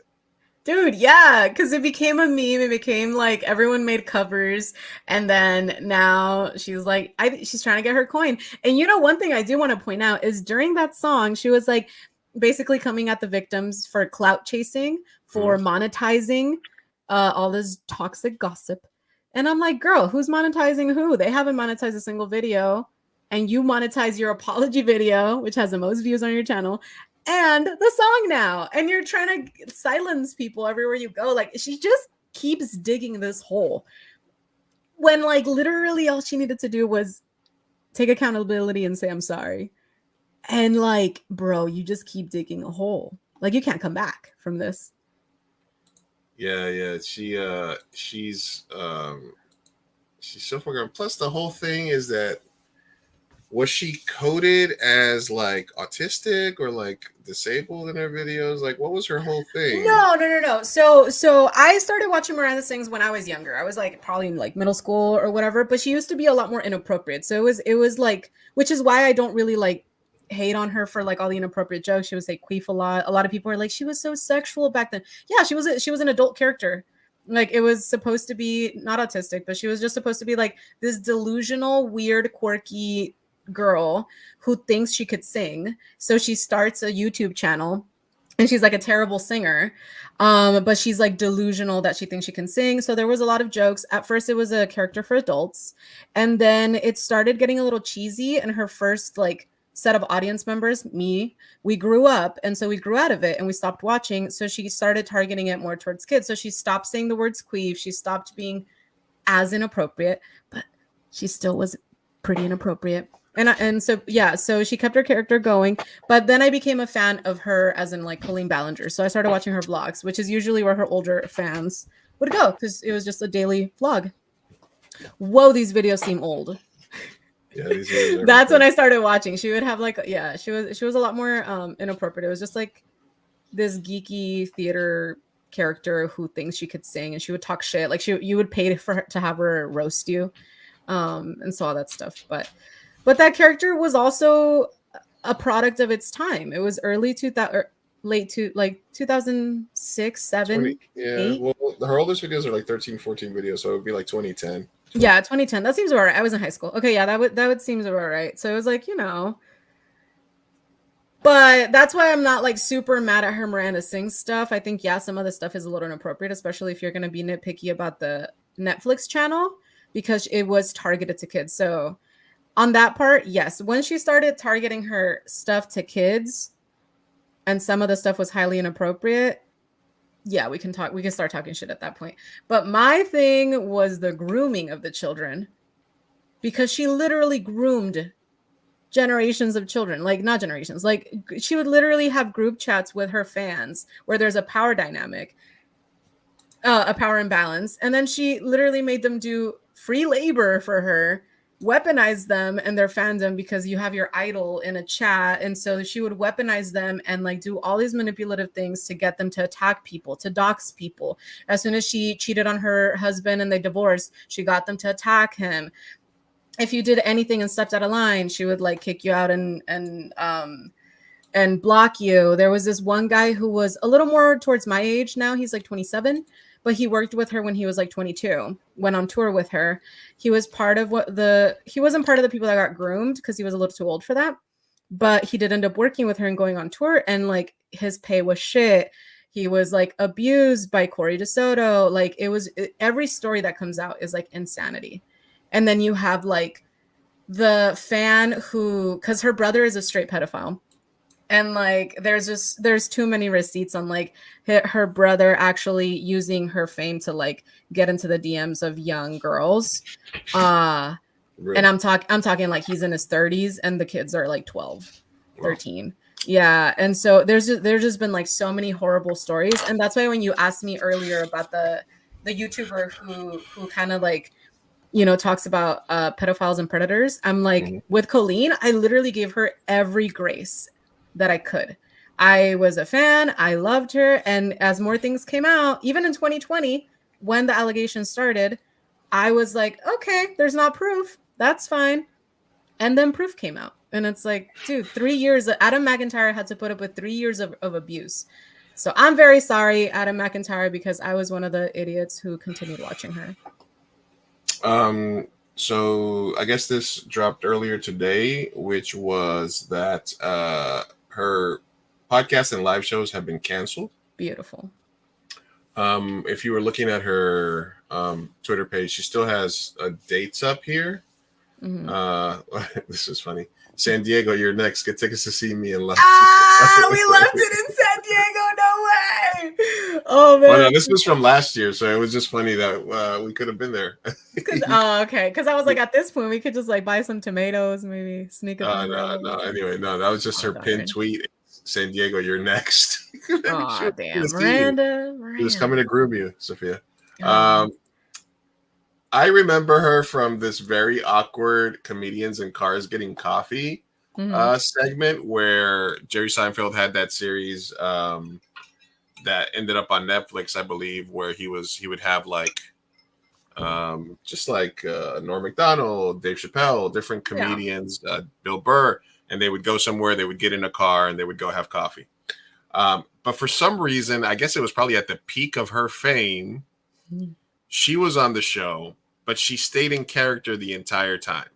Yeah. So it was a very, did you ever watch that episode? It was a very cringy No, but I heard. I didn't watch it, but I did watch her vlogs at the time, and what she said was that she, because that was when her Netflix show came out, and she was that she was like, I like the Peak. She was on Broadway, all that stuff, and she said that that Jerry Seinfeld's daughter basically told him like, I'm a huge fan. You have to have her on, and then yeah, so it was kind of like his daughter who recommended her. His daughter was the one that was. Yeah, she was a Merfanda. Let me see if I can pull up a little clip of just that segment because it was just so friggin'. Well, okay, yes, do that. Also pull up. Do you want me to send you the link to the fucking dog clip? Because I just feel like we should talk about it real quick. Sure, please. Yeah. Give me a second here.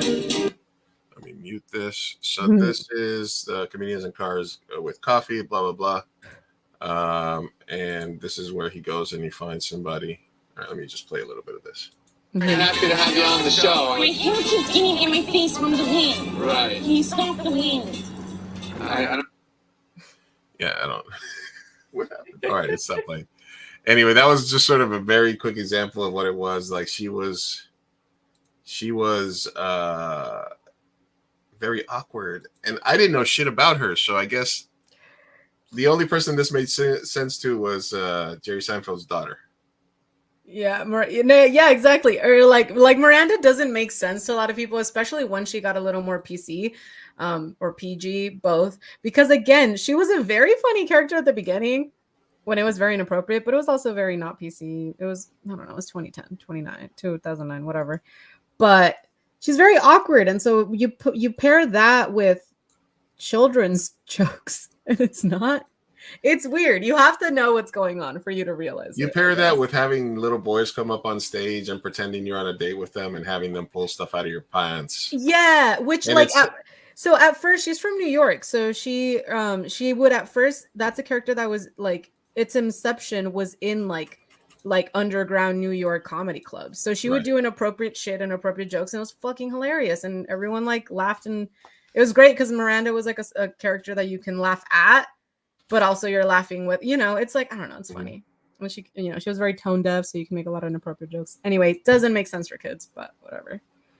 No, and there's another, I'm trying to see if I can find this thread here, but there was another thread where it was a couple and they mistakenly like went to a Miranda Sings show, and it was just them and a bunch of kids. Yes, I saw that thread. And they were live tweeting it, but I'm trying to find it. I don't know if it's still. I think I'm trying to find the dog one. I think I retweeted it somewhere. But let me just go. I think it's this one actually. I'm gonna send you a different link. It wasn't the first one that I sent. All right, I sent you a new one. Now, okay, it's the second one, not the first one. All right, we'll pull it up. I have like temper tantrums still to this day. I have like. All right, hold on a second. Give me a second. Give me a second. All right. Anger management problems. There's times where I'm just like, ah! I just feel like I need to hit something, I like scream in a pillow. I used to like actually like rip things up or get angry. So I grabbed my dog for no reason, just grabbed the dog and pinched its skin and dug my nails into it. The dog yells, turns around, protects itself, and bites me in the face. And I got stitches, went to the hospital, and they were like, what happened? And I was like, the dog just bit me. And then they had to put the dog to sleep because the dog was dangerous to be around. So I murdered a dog. Corey just be like, it's really sad. What are your thoughts? What are your thoughts? Man, I would like to murder her personally for that. I'm not a fan of that. That disgusted me. I was like, bro, and what got me was like, because Colleen is used to her fans being older and lazy when it comes to doing their research. So in 2020, Adam McIntyre came out with allegations but no receipts. So a lot, and then she also got the teens that were being groomed to attack him. So it looked by and large like she was very innocent. In the video, she talks about this video, the dog thing, for a second, but she literally just like the way she manipulates. I don't know how to even put it into words. She just switches every single story. And that was when I lost all faith, because I was like, oh, you're using words that are very manipulative. Because once you look at the video, you're diminishing exactly what you did. Now I can't trust you. It's a little weird. And so then as more people came out and more receipts started coming out, it was like, wow, this woman is an actual monster. Because it's just too much to deny. Like there's too much to have to apologize. And the reason why this started was because in 2020, Adam McIntyre came out, but no one else did. So he was alone. The whole internet just kind of like pitchforked him. Mind you, this is a 17-year-old dude. Like, I felt so bad for him. 3 years later, 2023, the girl, I think Skylar Tyler, something like that. The girl that defended Colleen and came at Adam and kind of like doxed him and everything because she was a fan. She apologized to him publicly, and then also send screenshots of the chat because they were both in it. So now that Adam had kind of the go ahead to be like, oh, you're talking about it? Okay, well, I'm going to talk about it more. Then you have all these stories that came out, like the girl who was on stage and she opened her legs and exposed her. And like, yeah, the girl who was also like a victim of her brothers. And then like also Trisha Paytas, that came out the last week, which Trisha Paytas is another content creator. And Adam kept saying, we used to make fun of you because Trisha Paytas has an OnlyFans. He's like, so she's like, Colleen, she's like, you're not, he's basically said, you're not going to believe me, but Colleen would talk a lot of shit about you. She would also send us your nudes. Mind you, these are minors, to like make fun of you and your body. Obviously, Trisha worked with her. They had just come out with a podcast the week before her allegations came out, and then they stopped. Trisha Paytas comes out with a video saying that she's very sorry that she didn't believe them because the proof came out, and there were screenshots of Colleen sending nudes to children, making fun of Trisha. And Trisha, in her mind, you were supposed to be friends and co-hosts. It would be like if I had a group chat with minors right now and I sent naked photos of you making fun of you. And then you didn't find out until allegations happened because your OnlyFans is thriving. You found my OnlyFans account? I found it, bud. OnlyFans. OnlyFans. Oh my God, that's a Latino version. OnlyFans. Whoa, did we just come up with a really good sketch idea? OnlyFans. OnlyFans. I would see that, But yeah, dude, the Trisha Paytas one was insane because she finally had to acknowledge it or address it. And like, celebrities they've kind of for the most part stayed away from it. And she had to at that point because she was working with her. She was like, oh, I literally texted her a few days ago and she said that it was all lies and allegations. And we were like, and she killed a dog, man. Listen, she caused the death of a dog, and that's enough for me. Like, right. she did that shit. Like, oh God. Yeah. Like I was disturbed. Yeah. There was a video last week of, there was a bunch of dogs free on the street, and this cop was there for some reason. And he goes like this to pet a dog, and the dog comes up to him, and he's playing with the dog. And then another dog is running up to him because he thinks he's friendly, and he fucking shot the dog. He shot and killed a fucking dog in Ohio. Fucking cops are like the number one murderers of dogs. So as I have 4 dogs within like 10 feet of me here. I know. My 2 little angels are sleeping. Hold on, let me do a quick dog cam real quick. There we go. We can do dog cam. All right. Oh. We got Baxter right here because there was a gunshot. Oh, I can't do dog cam. Never mind. I got too much shit behind me. No. We got Baxter butt right next to me because there was apparently a gunshot or something and he got scared. Then we have Osho, and we have Milo over there, the destructor, and then we have Shy Girl on the bed. Aw, cuties. Is this sleepy dog time? Let me see if I can actually do it. Let's check it out. So now we have, oh, look at that. We got Honey in the corner and Cora over there, that little speck. Look at you. That little white speck. So, sleepy dog time. So yeah, we're both dog lovers, so fuck that bitch. Yeah, dude. Oh my God. Yeah, fuck that bitch. And we didn't even get into her apology video. That's how crazy these allegations are. Is like, and she's making money. She's making money off of that now. But do you know how delusional that is? I mean, also on top of, I think now she might just be being a villain. I don't know. But like the apology was literally, you just had to take accountability, apologize. Yeah. Maybe like, woe is me a little, but like not too much. But she literally came out with a 10-minute video saying like, you guys are toxic and it's all lies. When there's proof, bro. They got receipts, man. The kids, The- listen, man. I have There's a very specific kids and dogs. No, I'm just saying I have a very specific policy. No, my everybody's got to pick like their causes, right? The stuff that you support, where you donate to charity. Yeah. For me, it's become Dogs.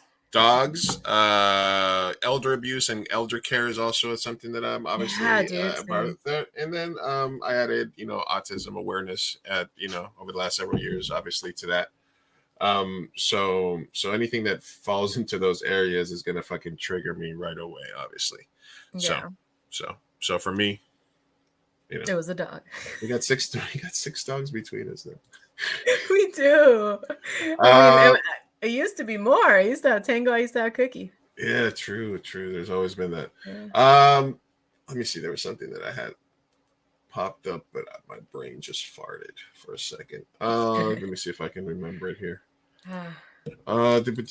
Yes, we publicly at Mi Gente Show denounced Colleen Ballinger. And Colleen, this is coming from a longtime fan. And I will say this because I hate the fans that have stuck with her, because there's too much to stick with her at this point. You're just a terrible person, or you're a child and don't know any better.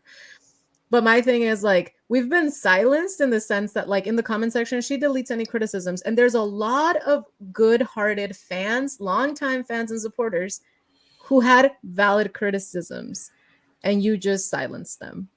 And you continue to be a manipulative bitch. And I'm sorry. Like, there's just no way of supporting Colleen Ballinger. And if you do, you're trash or misinformed at this point, because there's too much out there. Too many facts. So we denounce her here on Mi Gente Show. Fuck you. Fuck Pearly things. Fuck Pearly things. Fuck Miranda things. Fuck maybe Jonah Hill. Maybe Jonah Hill doesn't get the full fuck you yet. No, but you know who does? Boyfriend. Keke Palmer's boyfriend. Yes. Listen, if you're a Cincinnati 5 and you got nothing else to do, then you got to start either red pilling feminism or just grooming kids. You got two options. Honestly, those are the two options. Apparently, if you're a white lady who's affluent, if you want to build an audience, either kids that you can groom, like target kids, or incel men, divorced dads. Yep. Those are the two most malleable. And I would think old people, but old people are still watching TV, because it used to be you could scam old people on the phone because now there's so many. They're getting sold reverse mortgages and fucking boner pills. Yeah, they're still on Facebook. Let me ask you this, because you're of that sort of, you are of the first YouTube celebrity generation. Yes, ask me anything. If I know any knowledge, is YouTube celebrities from the early 2000s. No, my question is more in terms of could you not be, other than, because I think, like you said, there's manipulative people know their audience, right? So if you're a manipulative person, you want to manipulate people. It's, dumber people, kids, stuff like that. But do you feel that, other than maybe religion, you recognize attempts by people to groom you during that early age, whether it was content or people in general? Absolutely not. No. Oh, you mean like from like direct grooming, as if like if my favorite creator was DMing me, or are you talking about in a broad stroke, like someone who attempted manipulation through videos? Maybe both. Like in either, do you think it's more prevalent in one or the other, or I'm just saying that somebody that's younger and obviously grew up during that time, and also a girl, obviously. How do you have in your life? Have you had moments when you've realized, even as a younger person, I'm being manipulated? So yes, but also I didn't realize it until I was older. And it's because I now have the tools to do the same manipulation, right? Like, choose not to use them, but you have the tools now. To recognize it. Yeah, to recognize it. But I think what I'm noticing, just to reel it back to the YouTube and being the first generation of users and viewers, I'm getting a very different vibe from like Gen Z and TikTokers and stuff like that, in the sense that there's just like a self-awareness to technology now that we didn't have. Like in YouTube in the early days, it was the Wild West. What was that zoo video that was literally the first one? You could upload like anything. The gummy bear song was huge. Like, it was just like the craziest, like most chaotic. You could do blackface and it was funny. Watermelon Andrea, like everything was racist. Everything was terrible, but it was acceptable. It was a weird fucking time. Everyone laughed at misogyny and racism. And then there were like, happier moments, but like it was just a weird, different time. And technology just enhanced it all. So when it comes to manipulation and grooming, yeah, I think that specifically back then, it was probably a lot easier because you didn't have the terminology. Back then, we were very negative with therapy. You were crazy if you went to therapy. It was a lot more like boys will be boys. Like, so yeah, grooming, raping, being racist. I think everything was just a lot easier to do. It was a lot easier to manipulate. And it was by and large a worse time when it came to like me, a woman, of color who was LGBT. And then also that you can pry on on kids who were in the closet and vulnerable and just getting their periods and not knowing what to do, and their bodies are changing and hormones. And yeah, you're going to pry on all that and you're going to manipulate. And so, yeah, I would say technology. Just a regular amount of manipulation. Yeah, but technology made it easier. Standard. And it made it accessible and standard. Yeah. And the kids didn't know, it was back in the AOL, like, oh, I'm in a chat room. And, parents have to be like, you don't know who that is. And it's like, no, it's my friend from Toronto. That era, because I mean, a lot of the stuff that you're talking about does also extend back to like the 90s and earlier 2000s and stuff like that, which was, and I think this is why it's interesting that you're like a millennial and I'm Gen X, is that we also we were the first generation. We had a computer room in the school, so we got to go on computer. The internet was just starting. We barely got like the free disk and the free AOL accounts and stuff like that, and then we were on the chat rooms and shit like that. And so I do think, and then a lot of the stuff that you're talking about in terms of content and people being less tight, it was, listen, and growing up 80s, 70s, 80s, 90s, if there was something strange about you, that was what people immediately brought up. Whatever it was, whether you're fat or skinny or this happened or that, you were going to be that. That was your nickname, short-legged Andy or like big head Bobby, whatever it was. And it was a badge of courage for you to be able to take that. And that's why it was like so many like your mama jokes and this and that. And there was either you could take the jokes or you don't take the jokes. So there was a white girl who was a chola, like that was her like character, and I loved it. Like that, it was back in the day, it was normal, Yeah, and it was even worse before. So I mean, I don't know. I guess are we getting that old that we're like, this generation is pushes? No, because I would never say that was productive. Like, yeah, maybe we can argue a set of jokes. We could be like, this video is acceptable because I like them for this reason, and we could defend them to death. Yeah. But at the end of the day, as far as society goes, was it productive? No. Was it more manipulative? Most of it, probably. I don't know. Are we a better society because of it? Probably. We're more self-aware. We're kinder. Look, there's two movies that I loved growing up and that I thought were really well-made fills, and they're both now considered problematic. Ooh, do tell. And they are both, have Natalie Portman in them. What were you talking about? I mean, there's tons of Don't movies. Don't tell me. Hold on. I'm thinking. There's tons of movies that you can say that about. Well, the one that I wanted to mention, we'll get back to Natalie Portman, but the one that I wanted to mention was White Chicks is still acceptable. I think it's still not problematic, but it should be, right? By all intents and purposes.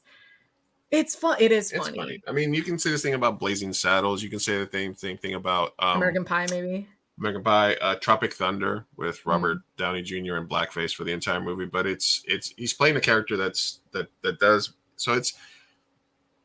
It's weird that movie didn't get that treatment. Howard Stern did all kinds of shit, racist shit in the 90s and early 2000s. He, for some reason, doesn't get canceled.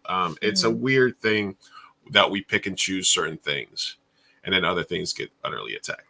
But the movie that I was thinking about, and there's a movie called Beautiful Girls, and I haven't seen it. it's a good movie. I would watch it because I like the filmmaker, and it's a really cool comedy. But at the core of it is this 30-something-year-old dude that goes back to his hometown, right?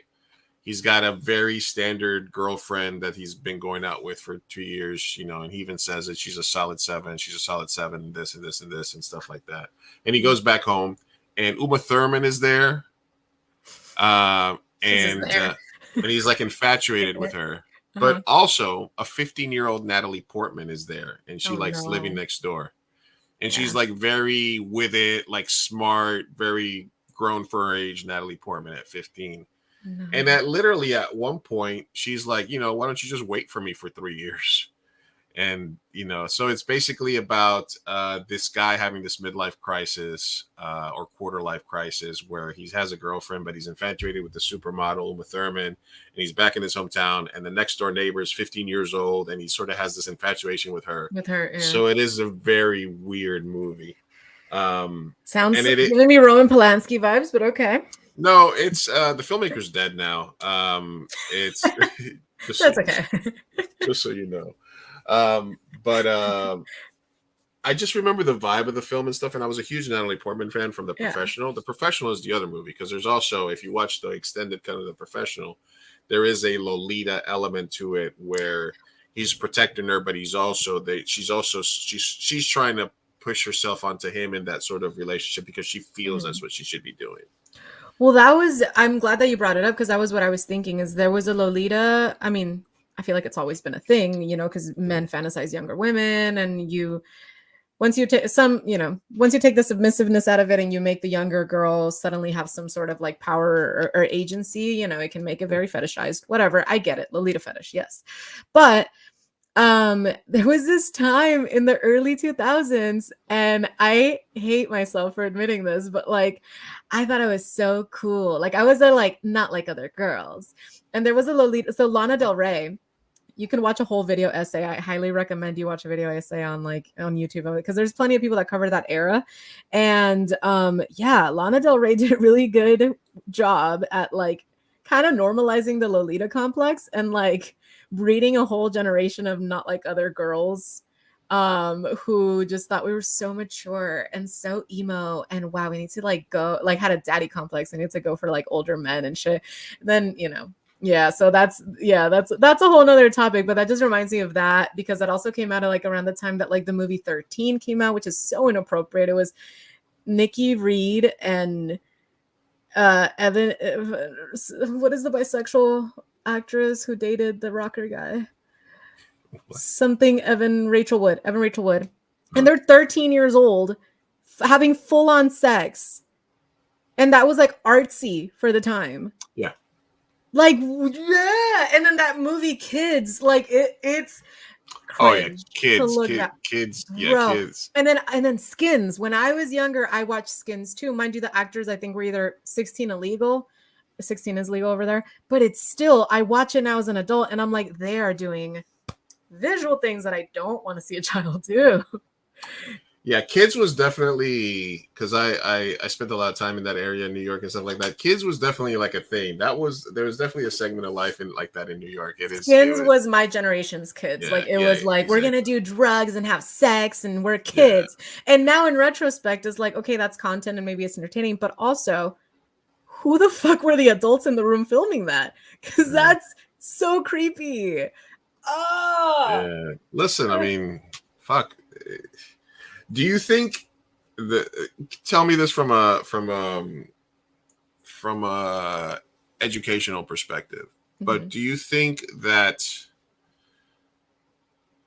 do you think that some of that, because if you think about just our evolution, and you can say the whole thing about, well, people used to die at 30, so you got married at 13 or 11 or 12. Right. And women were seen as property, and that's why you were 12, you were sold off, you were arranged marriage, all this shit where we were getting married, having kids at 12, and stuff like that for thousands of years. How much of that is like, because the change to full front, the knowledge of full frontal lobe at 25, blah, blah, blah, all this other stuff, laws changing, that's over the last 150, 200 years. So thousands of years of doing this fucking crazy ass way. As soon as you became any sort of feminine, you were absolutely a woman. You bleed, you're a woman, right? All that stuff. How much of that and the residual behavior is based on just kind of that being ingrained in our DNA? Well, I mean, that argument could also be made to justify rape, in the sense that we evolved from monkeys. Rape happens within the natural kingdom, and yes, we've evolved, and yes, we have knowledge and intellect that spreads beyond that, and now we know ethics, and we have more higher morals and more humanistic values, and we care about what someone's mental health is, and that I would assume, right, that we wouldn't rape them. But we also still have animalistic tendencies and sexuality, and rape does occur. I wouldn't say that that's necessarily justification for it. Same thing. No, not justification, but is there a medical thing that's extent? like, is there some of that, or is it just people that see it as the past, and they're like, they want to hold on to it? Yeah, they want to hold on to it, because at the end of the day, marriage isn't even a thing. Yeah, what I mean is that argument could just continue until we're like, we were monkeys, I can kill you. Like all these things could be justified, because in our nature, if we don't talk about nurture, we're animals. Sure. Why do we wear clothes? Why do we have a house? Why who invented a fucking light? Why do we need it? There's a sun. How did we become civilized? Who invented civilization? Why the fuck do we need any of this? Why do we need currency? Yeah, why do we need currency? What even is money? Like, you can dilute anything into that. So when it comes to marriage society, you become a woman, blah, like all of this shit is just like, doesn't matter. It's more about, why do we have these new rules now in the society, and how do we get here? And I think it has a lot to do because we're more ethical, and we care more about our human neighbor and their mental health and their well-being. You're not going to rape a 13-year-old girl because she started bleeding yesterday. I would hope not, So it's like, as dark as that sounds, it's like you could dilute everything to like, we're fucking animals, and you hurt me, I'm going to kill you. I'm going to, why don't people rape cows? Like, I don't know. Why don't people steal girls from villages? We used to be fucked up. I'm just saying, like, listen, the reason all those Swedes are so beautiful is they would only take the prettiest girls. When the Vikings would only take the prettiest girls when they got there, and they would take them back home with them. And all of a sudden we have this race of super blondes, We have a race of super blondes. Right? That's why. Yeah, but then also, like, let's just go on. If we want to have as opposed to like a backtracking conversation, a forward tracking conversation, why did that stop? Okay, well, we've been through how many wars that have supremacy of a race, and then that ends badly, and then we learn from it, right? So I don't know. People started. I mean, I guess society people started. has moved forward in a way, and we get to a conclusion because of fucking things that happen.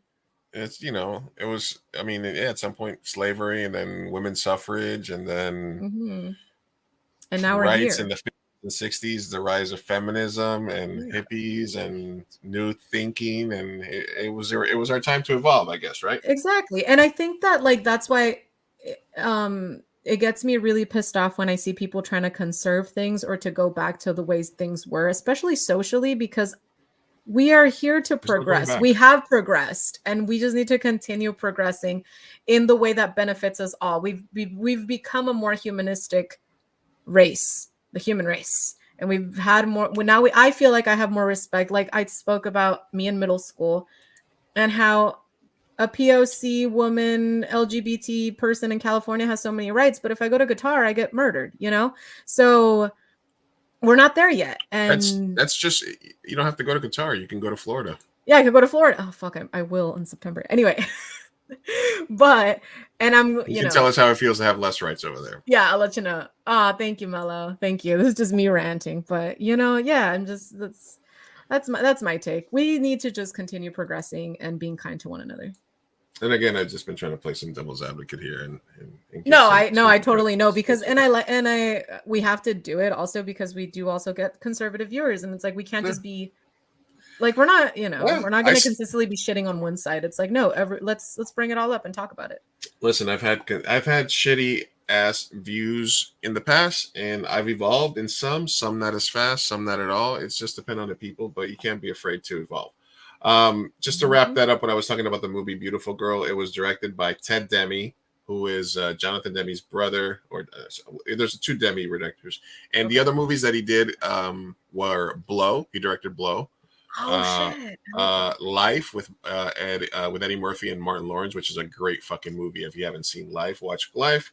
The Ref, which was an old movie, and old school movie from the 90s called Who's the Man. And I found the trailer for Beautiful. And then also the film was made by Miramax. So Harvey Weinstein. Oh, just a note. No, dude, this is like me going back to Dan Schneider's stuff. And I've never seen the trailer for this. How much feet content is on his stuff? All right, let me see if I hope it doesn't. They don't take us down for playing this. It's 30 years old, but here's the trailer. All right, I'll mute the music part. All of it? Okay. Yeah, mute the music. Why is he here? In town for their high school reunion. I've been back exactly 4 minutes. I gotta. So all of a sudden, I'll give you this. It's brown. You buy a colored diamond for a girl you're not even seeing, man. You've been eating retard sandwiches again. Jesus, I can't watch this. With beautiful girls. They're all sisters, Will. Trust me, they're all sisters. It's one big conspiracy. Look at this. Your favorite. I go along with that. Yeah, Rosie. that's nice, right? Well, it doesn't exist. These are Silicon City. I could hang my overcoat on them. Can you think of anything better than making love to an attractive stranger in over frozen lake with just a oil light to guide your way?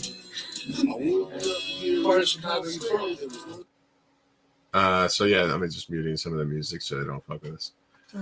But basically, this guy goes back to his hometown. My driveway every time it snows, like some dreaming obsessed lunatic.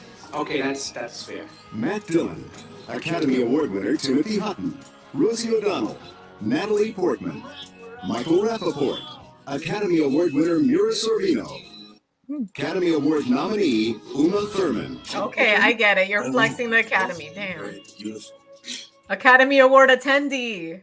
Yeah. So, but even then, it's like it's very male gazy. It's the movie's called Beautiful Girls. This just feels like very male gazy to me. But, yeah, it's like, it's about these dudes and figuring out what they want from the women, and then like Rosie's supposed to be like the one to talk shit back to them and stuff like that. Yeah, she's the wise ugly one. They super downplayed the inappropriate relationship of him with his next door neighbor.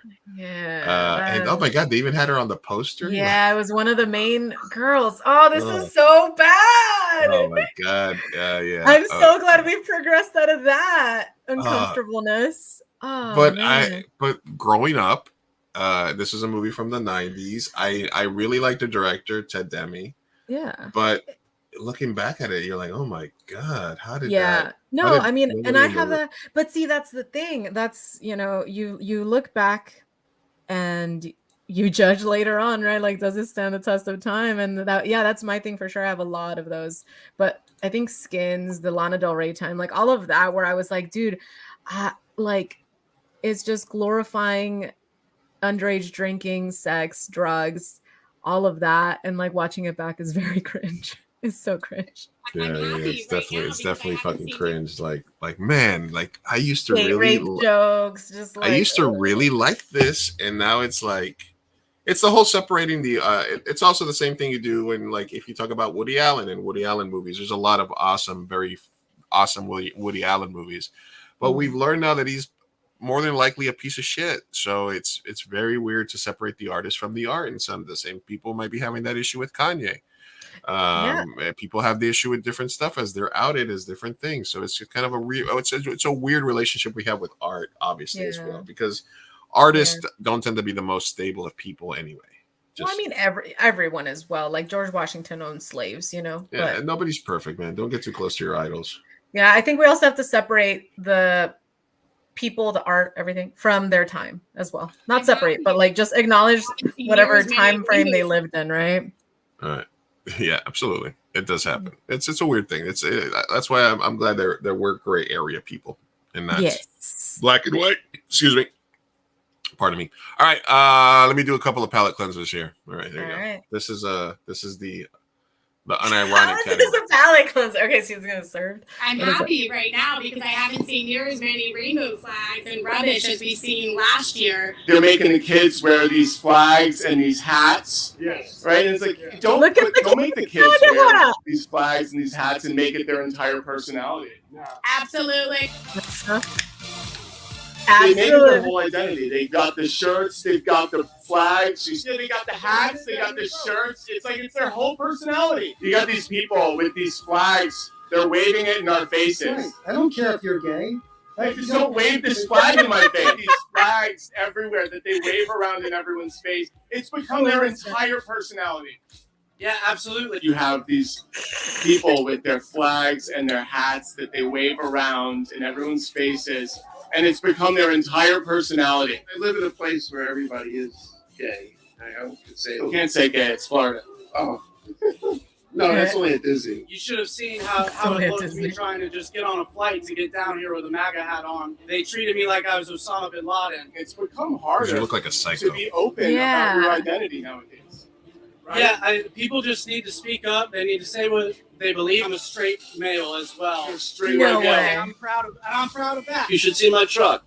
Yeah, I can't see out my back window because I got some of these bumper stickers. Just on a Saturday or Sunday, I got nothing to do. I put my flags out and I ride through town to remind everybody. They didn't put the irony together. Because, some people don't like that identity. Can you imagine like going someplace and being attacked just for your identity? It's crazy. Crazy. Wow, the irony is so lost on them. It's beautiful. Yeah, so shout out Walter Masterson. He does a bunch of stuff like that. I love that. I'm happy right now. I think some of them he sets up like he'll go to like abortion stuff and whatnot. Yeah, All right. yeah. That's awesome. Yeah, best way to get them. All right, give me a second here. All right, nobody over 25 will pass this Gen Z slang quiz, so we're not supposed to. All right, let's try, but I'm a fail. You think you'll fail? Oh, 100%. I stopped learning slang, I'm going to say like 3 years. Yeah, 25 is accurate. I saw the first one and I was like, I know that. All right, what are you doing if you're spilling tea? Okay, you're gossiping. Yeah. All right. Okay, how do you go next? Next question. What does it mean if something is basic? Oh, come on. Unoriginal. Original. So we're doing better than expected. All right. Well, we're only in like 2. What is a whip? That's a car. Wait, I thought it was a much that's older. not Gen Z because the whip is literally like 90s. 90s, yeah. When is something extra? When it's like too much, it's more than it's supposed. When something is extravagant or flamboyant, something is very popular. Extravagant and flamboyant. Yeah, extravagant or flamboyant. Yeah. Oh, we're acing this test. We're super Gen Z. But also a bop, yeah, like a good song. Okay. All right. Never mind. This is a poor. Whoever made this is like an old millennial. An old millennial. Okay. Old millennial who knows 90s term. Oh, wig. But I've known every single one. Try to guess what wig means. Okay. What? Okay. Maybe they got me here. I don't know. Maybe they got a wig. I don't know. Try to guess what wig means. Anybody knows what wig means? Mellow, you out there? What does wig mean? A cap made of hair? I know that's wrong. Amazing. It's wig. I don't know. You want to be amazing? I don't know. A cap. Amazing. Hey! It's amazing. I would never say that, but cool. Have you heard of and the oop? It's like ooh, like it's a reaction. Or make a funny meme. Making a mistake. A recipe for pasta. Ooh, see that's hard because I would oop like when I hear tea. Like I'd be like ooh. So should we say a funny meme? Yeah, a funny meme. Yeah. Oh no, it's making a mistake. Making a mistake. Yeah. Okay. Yeah. Do you know what woke means? Yes. Yes. Aware of social injustice. Yes. Tall. TBH. To be honest. Yeah, we know this one. Come on. Maybe with some heart. Ghosting. Yes, I know what that is. Someone just leaves. Giving a side hug. Being ignored. Being ignored. Yeah. Swole. Workout. You work out a lot. You're buff. You're buff. You're buff. Your muscles are swollen. Can you decipher fit? That is your outfit. Yeah, it's an outfit. Fit of the day, baby. Finna's old. Like Yeah, I'm gonna Yeah, do this. I'm finna do this. I want to do it. planning something. Yeah, planning something. Luke. I'm assuming it's fashion. What a look, darling. A special outfit. Ooh, that's a look. Yeah, special outfit. It's a look. It's a look. It's a look. Beat. Trying to guess what beat. I mean, I know what it used to mean. I know beat your face is aggressively applying makeup, but not just beat. So I don't. Stepping on the ground. Yeah, I guess aggressively applying aggressive. Makeup. Yeah, let's just guess for that, and it's beat your face. It's not just beat. Yeah, I'll beat your face. Beat your Gucci. face. Do you remember what Gucci means? Good. Good. It's cool. It's nice. Cool. Gucci. Yeah. What's Gucci? We're Gucci. We're Gucci here. Fam is family. Friends are close friends. Yeah. Close friends is fam. Oh. Glow up when someone gets hotter. A makeover or transformation? Yeah. And we are so young. Stan is. You know this one? Yes. You're an internet person. You should. An obsessive fan is a stan. It comes from the Eminem song Stan. Stan, look at you knowing origin and shit. Come on, man. But I will say these are also terms like shook. Like we've used this. Yeah, shook is from the 90s. Like right now, kids are saying like other shit and old terms with different. Bruh. Dude, this is old too. Yeah, this is old. This is like from 6 years ago. Bougie, come on. Bougie, fancy. Come on. Bougie. We've only gotten one wrong. Clout. Popular, yeah. Yeet, come on. Is that when you do you know this one? You throw something. Yeah, you eat it. You eat it. You eat it. Sus is suspicious. Mm-hmm. It's right there in the word. Fire is awesome. The same way bad meant cool. Yeah. TFW is that feeling when. The feeling. I don't know. Oh, you knew one. I didn't know. You knew one I did not know. That feeling when. No idea what that was. Savage. Another old one. It just means cool, nice.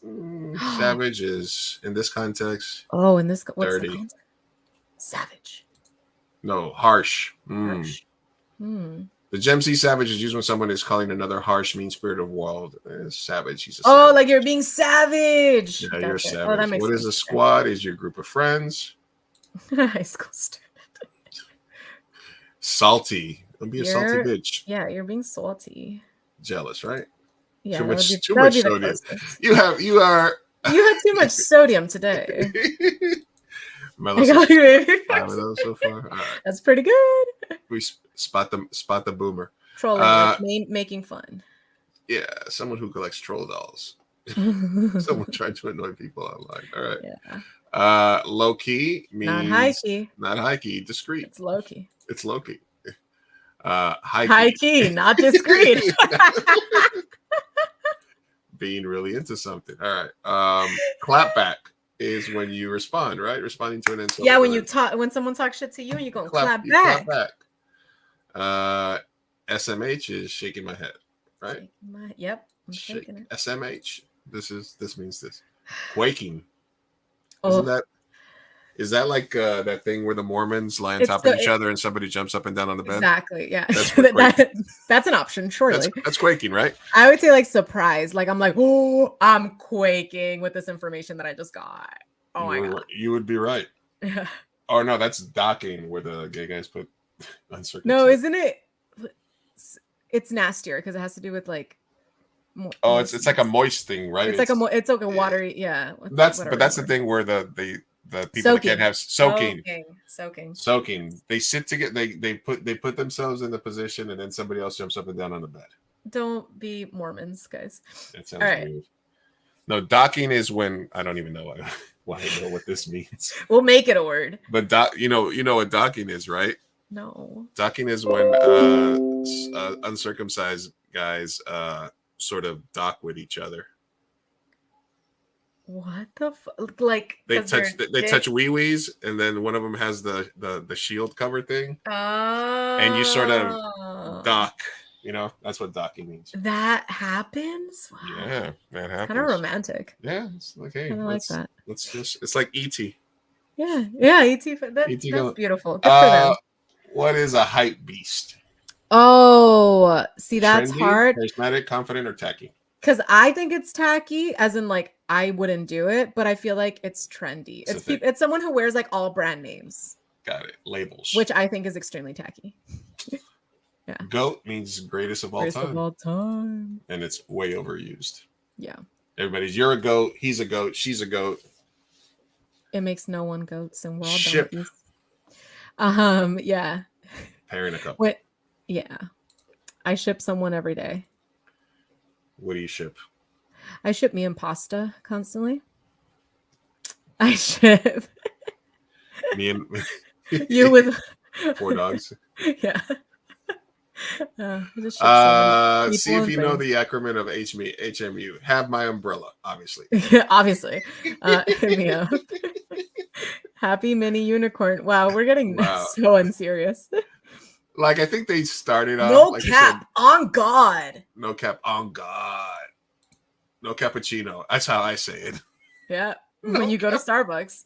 No cappuccino. Do you know what drip means? Yeah, it's the style. It's the looks drip. or style. You gotta have your drip. I got that drip. You know, that Riz. When something hits different. It's good. It's amazing. I feel like this is an easy one. When something feels different than it should. No, wait. When something has a severe effect. So what the fuck? It's the same fucking thing. That literally was the same definition in different words. But okay. Who is the main character? Ooh. Somebody who thinks that everything's about them, right? I would say that's main character syndrome. Someone who takes themselves so serious. Yeah. Someone who acts like the world revolves around them. Yeah. Like they think they're the main character. But I think TikTok kind of diluted that term, and now we all say we all at some point are main characters. We are the main character in our own life. And I'll be like, I'll be like, my ex made a cameo. Like, you know, like people will be like, ooh, this season, last season, whatever. It's great. I like that. Okay, like taking it to that effect. Like for the season finale, I'm going to Pride. Like season, like season 27 of Sofia show is gonna be great. Exactly. Yeah, you know who's gonna guest star? I'm just kidding. Like, yeah. So that's kind of how people have plot twist. Plot twist. Yeah. I'm moving to Europe. Bet means I'm down. Yes. Hell yeah, down. Bet. That's old too. That's old as fuck. That is old. Skirt. That's slang way. When something is really cool, I don't know what skirt means. I thought it just meant it's just like something you throw in. I would say those tires screeching. Because skirt to me, I say okay. Like, ooh, yeah, like skirt. Wait, go back. What did you just say? Wait, skirt. What did you say? Yeah, and it's the sound of the tires. So it's kind of like we need to turn back. Onomatopoeia. Onomatopoeia of tires screeching. Okay, I got that. So that's how you spell it. Wow. Understood the assignment. What do you think? It's when someone was really successful at a task, right? They understood the assignment. They dressed the right way, right? Mm-hmm. They knew how to handle the situation. Yeah. They killed a role. You know. What about say less? When somebody says say less, it means I understand. Mm-hmm. I got the point. Say less. Yeah, I get it. Yeah. That is like I feel I would never say no cap other than in an ironic way. Sometimes I'll say no cappuccino, but I would never say no cap. I would never say skirt, but I do feel comfortable with say less because I think it's more of a universal. And some of the stuff that's been on since the 90s, I obviously feel comfortable. I'm like one step a little ahead of that, but I'm also not too far. Like I would never say no cap. Yeah. I wouldn't say on God, but I at first didn't say bet, and now I say bet sometimes unironically. But literally, I've been saying bet since like 1992, so it's not. Sometimes it's old. Happens, you know. It slaps. I say slaps. I do. People have said slaps before. Is excellent or amazing. Thank you. Yeah, I need something that slaps. It's the vibe. And they're that's my they're definitely white, right? Because a lot of this is cultural, and a lot of this is like, Oh the yeah. kids are saying vibe. Vibe has been around since the 70s. It's What are been you talking exactly. Oh yeah. Most of the things are like gentrified. Like I think what they wanted to do is vibing or something like that, because hanging out, relaxing is a vibe, but it's a Yeah. whole. Maybe the use of the word's been around. Some of these is like the words have been around forever, but it's the use of the words. Like it's more. It's a whole vibe is a new sort of way versus of I'm saying vibing versus you're a vibe. All of that. what's his vibe, what's her Like vibe. in my generation, I think Slay had so at the beginning of Slay, it was a drag queen term. That's where it started. It was like slay queen. Ooh, now the kids are saying slay in a different way. Sure. I learned that recently. I was like, what? Cancel, boycotted, shamed, etc. Mhm. That's very clear. When someone types the letter W, what are they trying to say? Win. Take the W. Rare. Lufia win. What is a snack? Me. I'm the whole damn meal. Sorry. A meal to lead in between. A tall person, ironically, a short person, someone you find attractive. Yes. It could also be self. Yes. Something being camp means that it is. Ooh. Campy? I think it's when something is so odd tacky that it becomes cool. I think so too. Yeah. Something called camp means odd, tacky, banal, or theatrical, but in an elegant way. Yeah. See, I heard that on TikTok the other day, and I was like, "What the fuck does that mean?" I know camp. Yeah, it's like that's camp. Like that one Rocky Horror Picture Show is camp, right? Yeah. No, that's like campy. That's like more campy. of a. So is campy different from camp? Camp is more of like yeah, because campy I would say is like a vibe versus camp is like a look. I don't know how that makes sense, but it does in my head. I just felt old right there in a second. I don't know. If somebody tells you to take several seats, this means they. You need to calm the fuck down. I feel like, right? You're doing too much. Like doing too much, you need to chill. Take several seats. I feel like the next one's gonna be like, what does the bomb.com mean? Oh my god, that's the bomb. I still say that. If you know, you know. Right? Mm-hmm. Yep. IYKYK. Yeah, IYKYK. KK. Living rent free. Oh my gosh. Since someone is yourself or something living rent free in your head, that's an easy one. What a young person just told you, I'm dead. What do they mean? They're a ghost. They died of laughter, right? Or wait, which one? Is it they died of laughter, or they're freaking out about something? They're emotionally numb. They're literally dead. I'm dead. What was the word? I'm dead. Yeah. They died of laughter. They died of laughter, or is it they're freaking out about something? Oh, see, this is the one where you could say it on both situations. Yeah, I'm dead. I say I'm dead because I'm dying of laughter. I'm like, that's so funny. Like I'm dead. But it can also be used like I'm dead, like I'm super embarrassed, right? I wouldn't use it in that context. Okay, maybe I'm wrong then. But Gen Z, it could be used like I'm dying. I don't know. It's one of those things that's weird. A flex is showing off your accomplishments, right? Yeah. Like weird flex. Your talents. Yes, absolutely. Weird flex, but okay. What's a read? Or I don't know this. Oh, when I have a good read on someone. Reading a book out loud, an insult, a book of reading a movie script. Oh, never mind. I don't know. An insult? Really don't know. Wow, I just learned something new. I didn't know a read was an insult. Originating from Black and LGBT communities, you should already know this. Reading someone means studying someone and looking at their personality flaws. You've been read. It's read. Oh, read. You've and been other read. things you can insult them on. Okay. You've been read. Okay, got it. Yeah. I've been reading you. Okay, I got it. Yeah, that bitch read you. Okay, yes, I know it. Okay, yes. Hey, we got 57 out of 60. You are totally Gen Z. No. There's no denying that you're part of Gen Z. Great job. What? Oh, out of 60. Oh, we did so good. 57 out of 60. I feel like most of these weren't even like Gen Z. That is amazing. No, a lot of them were like 90s, 70s. I feel like the one time I had the makeup artist, I forgot. She was on Alien Story. She's the one that cut off Dominic's fingers. Okay. Zoe, I believe, is her name. And I had her on, and she's a big anime fan, so I did a bracket bit with like a shitload of like animes on there. Uh-huh. But I don't know nothing about anime. And then when she got on, when she was doing it, she's like, "Oh, that's a shitty ass anime. You shouldn't have put that on the list." Oh no! So I That feel is like messed I feel like up. a Gen Z person would look at this and be like, "We don't say any of this shit." Like, Fuck off. no, we don't say any of this. Oh, 100%. I mean, yeah, no. I'm surprised like fire wasn't in there because that's something we use, millennials. You would think they would have misjudged and put it on there. Dude, I'm trying so hard to find this TikTok of like a job interview. A millennial interviews a Gen Zer, and it's so good. A millennial interviews a Gen Zer. Yeah, like an older millennial interviewing a Gen Zer for like a job interview, and it's so funny. Like, oh god, no cap. Like, how are you feeling? I feel like my vibe's off or whatever. Like, Yeah, the vibes are off. I'm quiet quitting.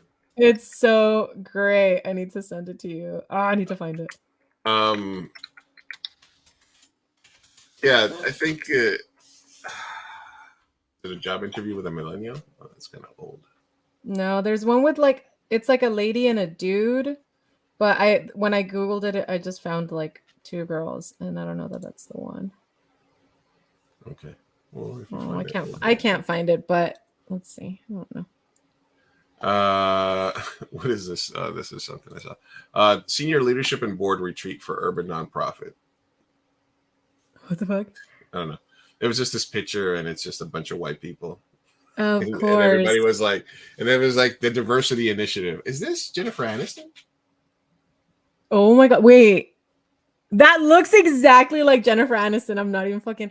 What? Wait, and then is this Monica? That's This looks Courtney Cox. Wait, is that Courtney Cox? Wait, is this a Friends Yes. reunion? It's not a Friends reunion, but it's like them and their white friends. Yeah. This is a Wait, Friends. okay, that's John Mulaney back there. And Oh my that's God. oh wait, did somebody Photoshop these people in? Adam Scott. No, they're definitely there, right? AI, are you that good? Wait, that's Adam Scott, right? And that's John Mulaney. And this is a very weird picture. Wait, I'm really intrigued about what were they doing? Gentrification gang. I don't know what the fuck this is, but this is a picture that kind of went viral the last couple of days, and it's just, and I put all right, all white, but this is kind of weird that the more you look at it, but like he looks like he's photoshopped because this looks like he's copied and pasted on there. So somebody might I have. don't know. He looks like he's there, man. I don't know. This isn't well. Maybe I found a different. This is weird. I'm sorry. Wait, I really no. I need to know. I need to know now. Let me see if I can find. Okay, because I retweeted the original picture. So let me look at the original picture and see if it looks any different from that one. Oh my god. Let me see what we got here. I'm still looking for this Gen Z fucking. It's all right. Don't worry about it. Gen Z job interview. It's so good.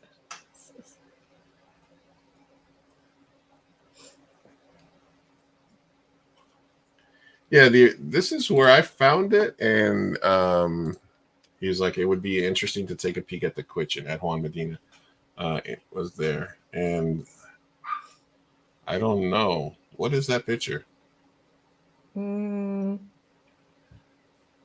It's interesting. Anyway, Is that like a crystal? I don't know. Wait. Oh, you're talking about. Yeah, that's it. Wait, look at the comments. What are they? What the fuck? Let me see if this is the original. Senior leadership. I think the first person that put it was this, and urban nonprofit dedicated to expanding diversity and fighting racism. This person doesn't get the joke. Where are the black and brown faces considering it's an urban nonprofit?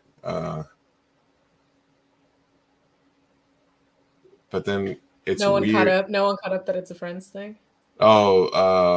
This is Jimmy Kimmel's Lodge. The funny thing is Kimmel has an annual tradition of photoshopping himself. Oh, what the fuck? Sorry. I need to know. All right, I sent you the link. I finally found it. To be continued. All right, let me pull this up here. All right, let's see what we got here. So how? All right, let's move this over here.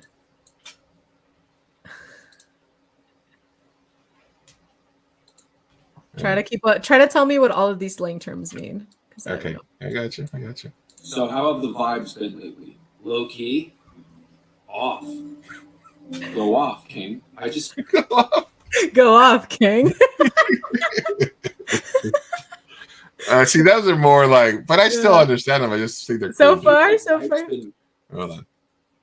I play this back. Yeah, just put it in a little louder. Hold on a second. So how have the vibes been lately? Low key? Off. Go off, King. I just feel like life's been mad cringe lately. Like instead of taking W's, I'm taking L's. And how's your Riz? Mid. No. All right, Riz is your Riz is mid. Your Riz is like if I'm going to go, okay, let's say theoretically I went somewhere to try to talk to a girl, my Riz would be how I would, like how you approach. Yeah. How you approach, right? Like your charisma. It's your game, right? It's your game. Like, it's your game, right? It's your game. Your Riz got is no your game. Riz. Yeah. No cap? On God.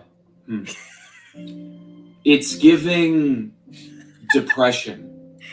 See, you use it's giving a lot, and I always was like, is Sophia young enough to say that? Dead ass? Dead ass. Yeah. Facts. I am That's because I'm facts. fucking No gay, crap. okay? And we say Go off, King. I just feel like life's been mad cringe lately. Like instead of taking W's, I'm taking L's. And how's your Riz? Mid. No cap? On God. It's giving depression. Dead ass? Dead ass. Facts. That's facts. No printer. Period. No what? No what? He said no printer. No printer? Damn. No printer. Period. No printer. Okay. The only one I didn't understand was no printer. I'm gonna Google. Is that a thing people are saying now? No cappuccino. No cap. No, on no God. cappuccino. On God. How's your Riz been recently? Low key mid. Mid. Yeah. Your Riz has been. My Riz has been, Rizzy. Well, on God, this year, Okay. I've been taking a lot of W's. You taking some W's? Yeah. Oh God. No cappuccino. No cappuccino. Period. No printer. No cap. Yes, you're right. I don't have a cap today. I'm just rocking my man bun. I have no I know, hat and I do have a cap. Hey. today. You yes cap. Me no cap. That's interesting. See, we're Gen Z. Weird. Yeah, sorry. Millennial and Gen Xer are making fun of Gen Z. I will say I'm a young millennial. So. I saw this meme. I thought it was great from Satan. Admitting you cheated on your husband, created an entire religion to explain why you're pregnant with another man's kid. Yeah. Oh my God, I have to follow Satan. Are you kidding me? She is sassy. Sassy. Do you think Satan has a Threads account? I'm sure they started it. Satan. Okay, let's see. I'm so sad. Let me knock out a couple more here and then get out of here. So do we really want to get into SCOTUS or? No, not anymore. I feel like I feel like we did enough bullshit, right? Yeah. Yeah, it's been. I feel like also like those really good topics. Not gonna lie, like we had pretty deep conversations. I feel like. Yeah. We weren't gonna get to it, and I think, even though I don't care about being political, like there's so many people that do it better, and it's just like we're so far left of center on it. It's just gonna sound like Yeah, there's not Obviously, a lot that I can say except personally, like I'm disappointed. It's discrimination. Blah blah blah blah. All of that, like. Yeah, I mean the short of it is they sanction discrimination against LGBT people based on fake cases. The only other thing I thought that I saw was interested is that this was their step one, packing the court, and they're doing what they want, and everything's on the table. Mm-hmm. Everything's on the table. They took gay marriage, they took abortion. They're trying to send everything back to the States, and don't be surprised when they start going for far back. This is definitely when they came from the gays, I didn't say anything. Mm-hmm. They're literally trying to end birthright birthright citizenship, which means if you're born in the United States. So basically, they're saying now. Oh, because so many people are getting in and being birthed here. But But do you really think if they're like, oh, if you've been in the United States less than 2 years and you have a child, their kids don't have birthright citizenship? If they get that, don't you think that they're gonna keep going backwards and just be like, oh, if your ancestors weren't, you know what I'm saying? Like these are they can. I mean, they have the majority right now, and I think they're using it to like, yeah. Yeah, and both Trump and DeSantis want to earn birthright citizenship. They say they'll do executive orders to do that. It's literally the 14th Amendment in the Constitution. You need a constitutional amendment to change that. So it's obviously it's pandering, but it's fuck all these fucking fascist motherfuckers. I'm not gonna have children. The bloodline ends with me. Why? In one that was a little bit less in this country, in this economy, in this world. Let me go to Sweden. Let the super blondes. I mean, I'll have a super blonde, baby. All right, let me knock these out here. Okay, let me see if you agree with this list. These are the most essential LGBTQ shows of the 21st century. Oh, that is hard. Okay. I'm gonna put it in the comment section in case anybody wants to follow along. Tell me if you agree with these. Tuca and Birdie. No this idea is a what cartoon. This is a Netflix. It's kind of the style of BoJack. Wandering Sun. Never seen it.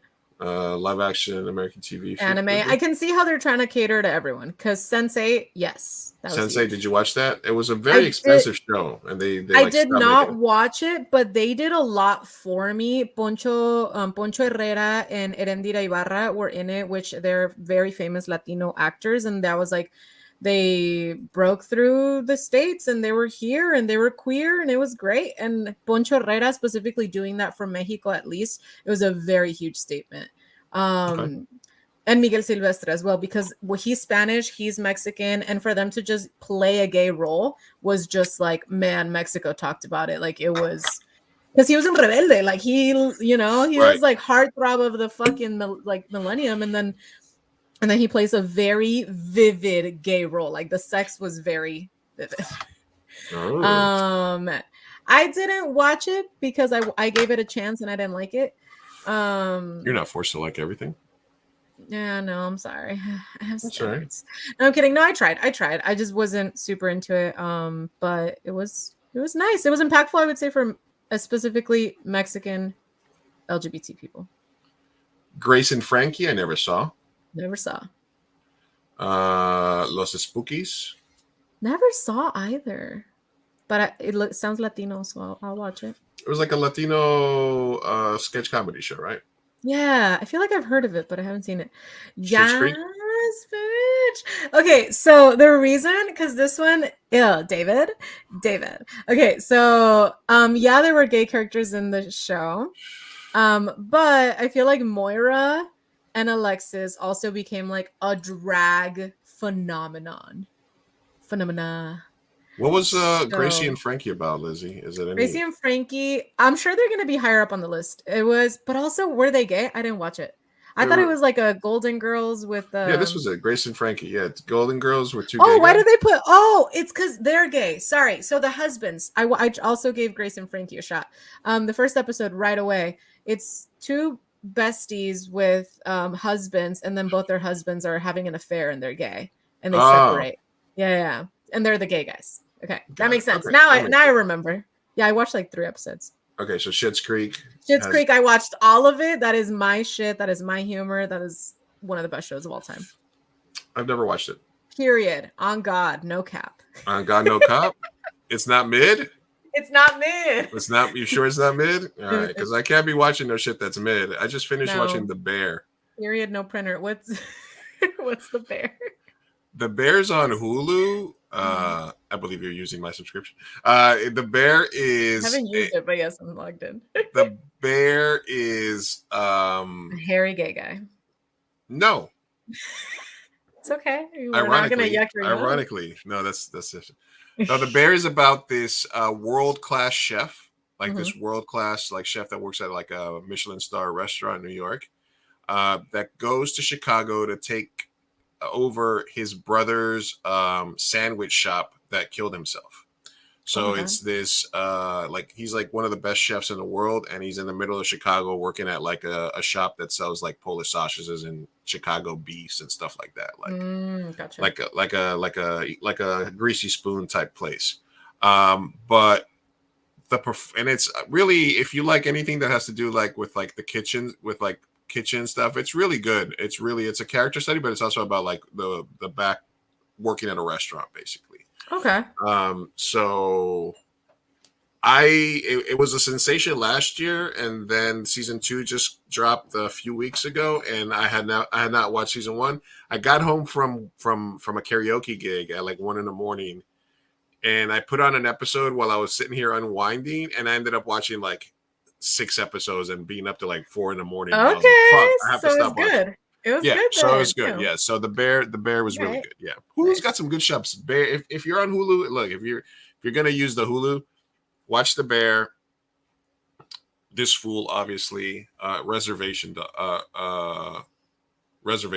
yeah, as well. Yeah. And Atlanta is another really great Hulu show. So that's with Childish Gambino. Oh yeah, Atlanta. Yeah. Atlanta is really, really good. Atlanta, Reservation Dogs, and This Fool are shows about specific like marginalized groups by those people, and they're really, I think, really all 3 of them are really authentic shows in their own way. So I think those that. And then The Bear is about white Polish people from Chicago, and it does it in an authentic way too. Oh, I love that. All right, Schitt's Creek. I have a Polish friend from Chicago. I'm not kidding. Chicago, sort of. do.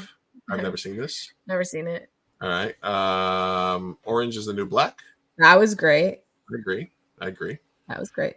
I was agree. It's a Sin. I've never seen it, but that looks like what's her face, and I love her. I think it's from the creator of Queer as Folk. And what else? Steven Universe. I've never seen it. All right. Let's see. The L Word. I think that. There we go. Now we're getting into Bible territory. I predict we'll see Modern Family on this list. Oh, definitely. And I predict we'll see, what else do you think will be in the top 10? RuPaul's Drag Race. Queer Eye. Queer Eye for the Straight Guy. Yeah. The L Word. The L Word is there. We don't have a lot, and it's only shows, so it's hard. Ellen? Ellen? Yeah. Ellen? I'm Ellen.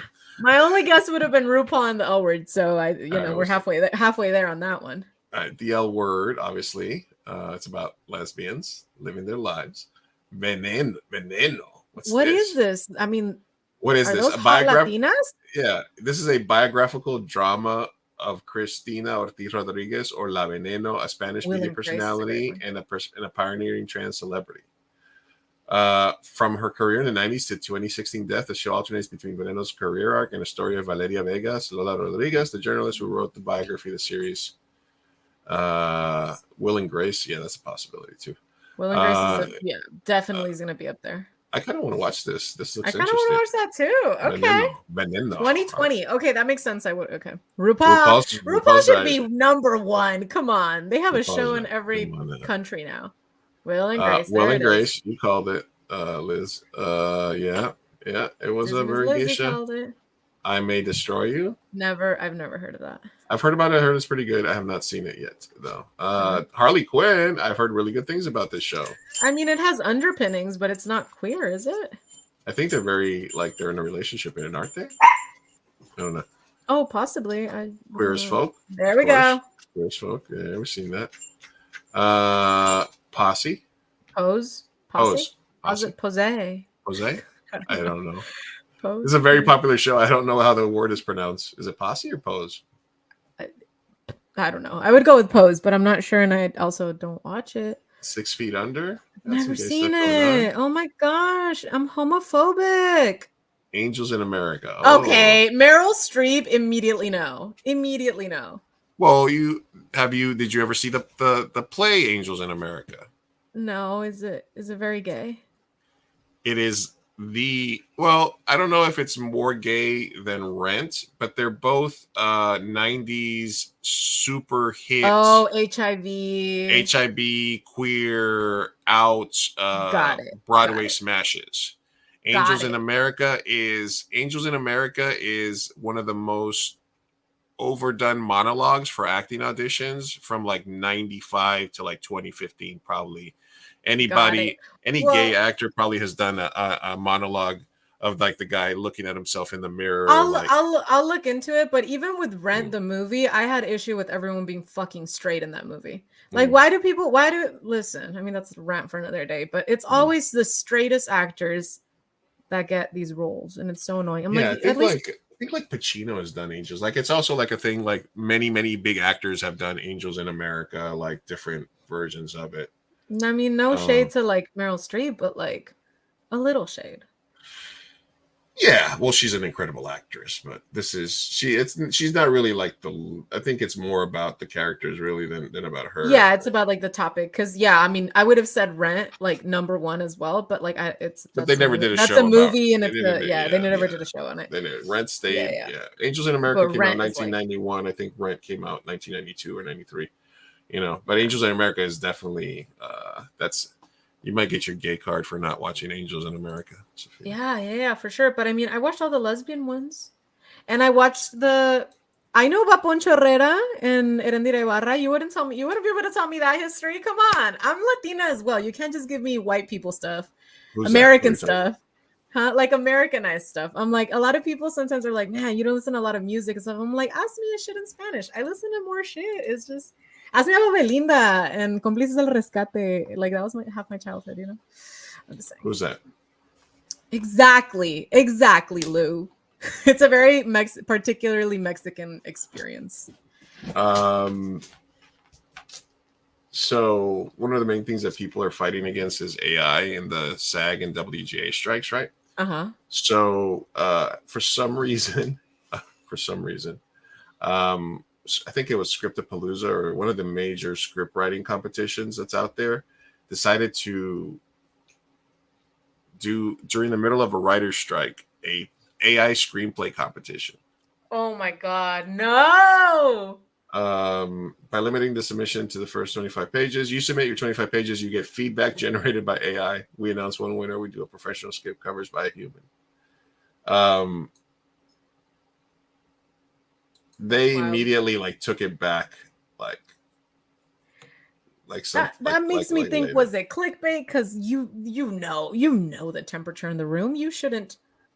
Why would you? No, they did it. They sent out the emails. They invited people to the thing, and then like they got destroyed on the internet. And like 2 days later, they're like, we're sorry about this. One of the main things that just so we're on the same page, just one of the main things that they are trying to fight against is being able to maintain AI for both WGA and SAG actors, which means they want to be able to get AI performances. They want to eliminate writers. If they can eliminate the people that annoy them, like the writers, with AI, they'll do that.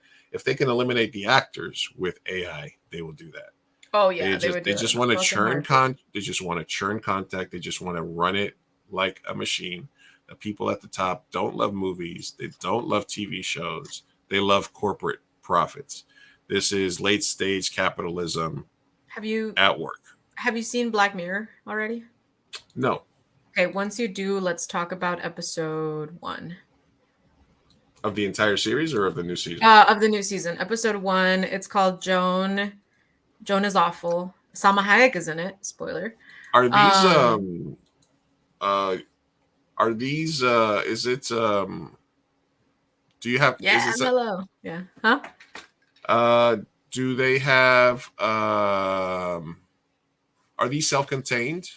Yeah. It's one episode and it's each episode is different and unrelated to the next. Okay. So you just watch Joan is Awful, and then we'll pick this back up because you're gonna have so many thoughts after that regarding what you just said right now about AI and entertainment and the WGA strike. It's so good. We've seen it coming. All right, I'll check that out. All right. Yeah.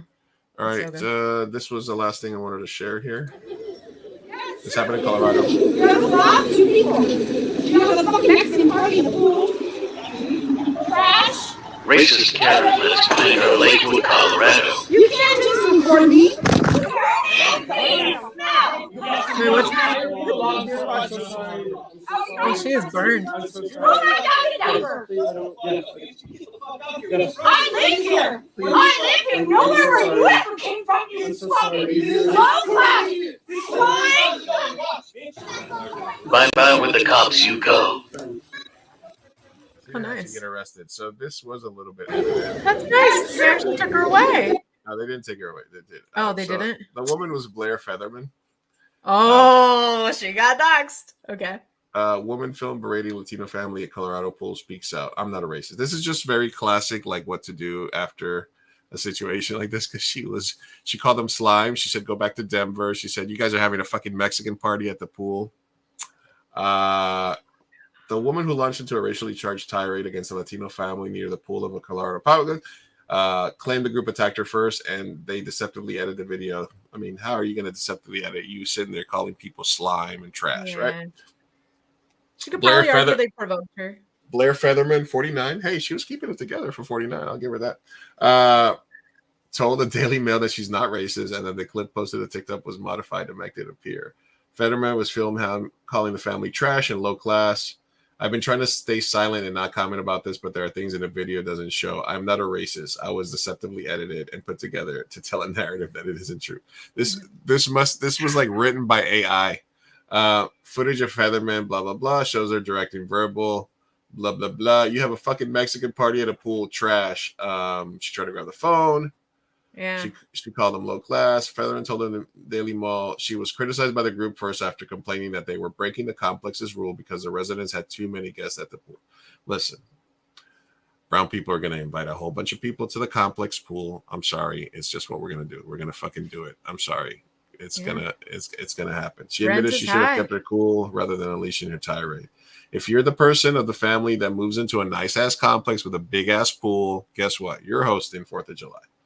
At some point, members of the group started calling her white B word and white this and white that. I was already having a bad day, but this was too much. Damn. No criminal charges were filed. So this is how you apologize. I mean, that's the only line of defense that she has, Yeah. that and like, I was provoked. It was edited. You could sprinkle in she looks drunk. You could sprinkle, but either way, it's like, dude, how do you justify the commentary? It's on tape. You literally said, go back to Denver, you're slime. Like, it wasn't just like, keep it down, you assholes. It was like racially charged and directed. So it's hard to defend. It was a bit much. Give me 2 seconds here. Yeah.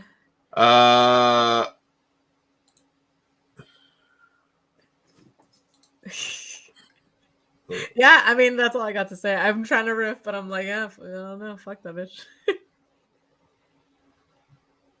What are you pulling up? No, I was just seeing if we had any no-nomments. We do not. Aw, bummer. It's okay. We did all of them last week? Damn. We did all of them. We went. Need to pimp it out more. I'll pimp it out. All right. This was interesting. I saw this girl on she's been sort of blowing No up. ambos. Y no entiendo. No sé cuántas veces tengo que decirte. It does not matter. De ser latino o latina es algo que no puedas ver. Es algo en ti mismo. The reason I'm so vocal about it is so people can stop thinking that you have to look a certain way to be Latino o Latina. Y de esta manera, la gente de los Estados Unidos se puede ver que no todos los latinos se ven iguales o suenan igual. Porque obviamente tengo un acento muy fuerte de mi parte de gringa. Tomo años de aceptar mi acento. I'm not gonna change it now. The gringaest Latina I've ever seen. So she's been sort of making content about the fact that she's there's tons of Mexicans like this in Mexico, right? The redheaded Mexicans, right? Let's start with what is she? She's just like a TikTok. She does content about like she does like what it's like living with like a Latina mother. Like she did a video where the first video I saw of her is telling your mom that the salsa wasn't spicy, So she's just like films herself. She's like, "Hey, mama, la salsa no estaba picante," and her mom screams like, "Oh, que le puse 15 chiles," and you know what I mean, like stuff like that. Yeah, but what I mean is, I guess, like, just factually, is she a Latina? Yeah, I'm assuming, right? She is. The redheaded Latina, yeah, Mexican Okay, American. yeah, Yes, yeah. I'm like, there's plenty of others. Joanna Houseman. There's a lot of light skinned Latinas, white Latinas. I mean, I'm pretty passing, like, not that white passing, but like, you know. So yeah, she can make that point. That's fair. But also, she can also live in a world where she can be called the gringa as Latina. Like, it's fine. Joanna Houseman is, you know, she just makes fun of it. Like, it's not. Hold on, I don't. let's see if I It find wasn't. it. I don't think it was a personal attack. And I also, she is correct. We all look different, different shapes and sizes and shades and stuff. Now, where I thought this was going is, I thought you were gonna say she's actually white, but she identifies as Latina, and then I would have been like, wait, what? Whoa, layers. This is the first one that I saw. Let me play this one for you. Hold on a second. Can you? Okay, Mom, that her salsa isn't spicy enough. Mind you, she puts like 30 chili serranos or something like that. Oye, ma, tu salsa sabe diferente. ¿Por qué? No es tan picosa. Picosa. ¿Sabes? Le puse 45 chiles, ¿cómo no va a picar? ¿Por qué no 60?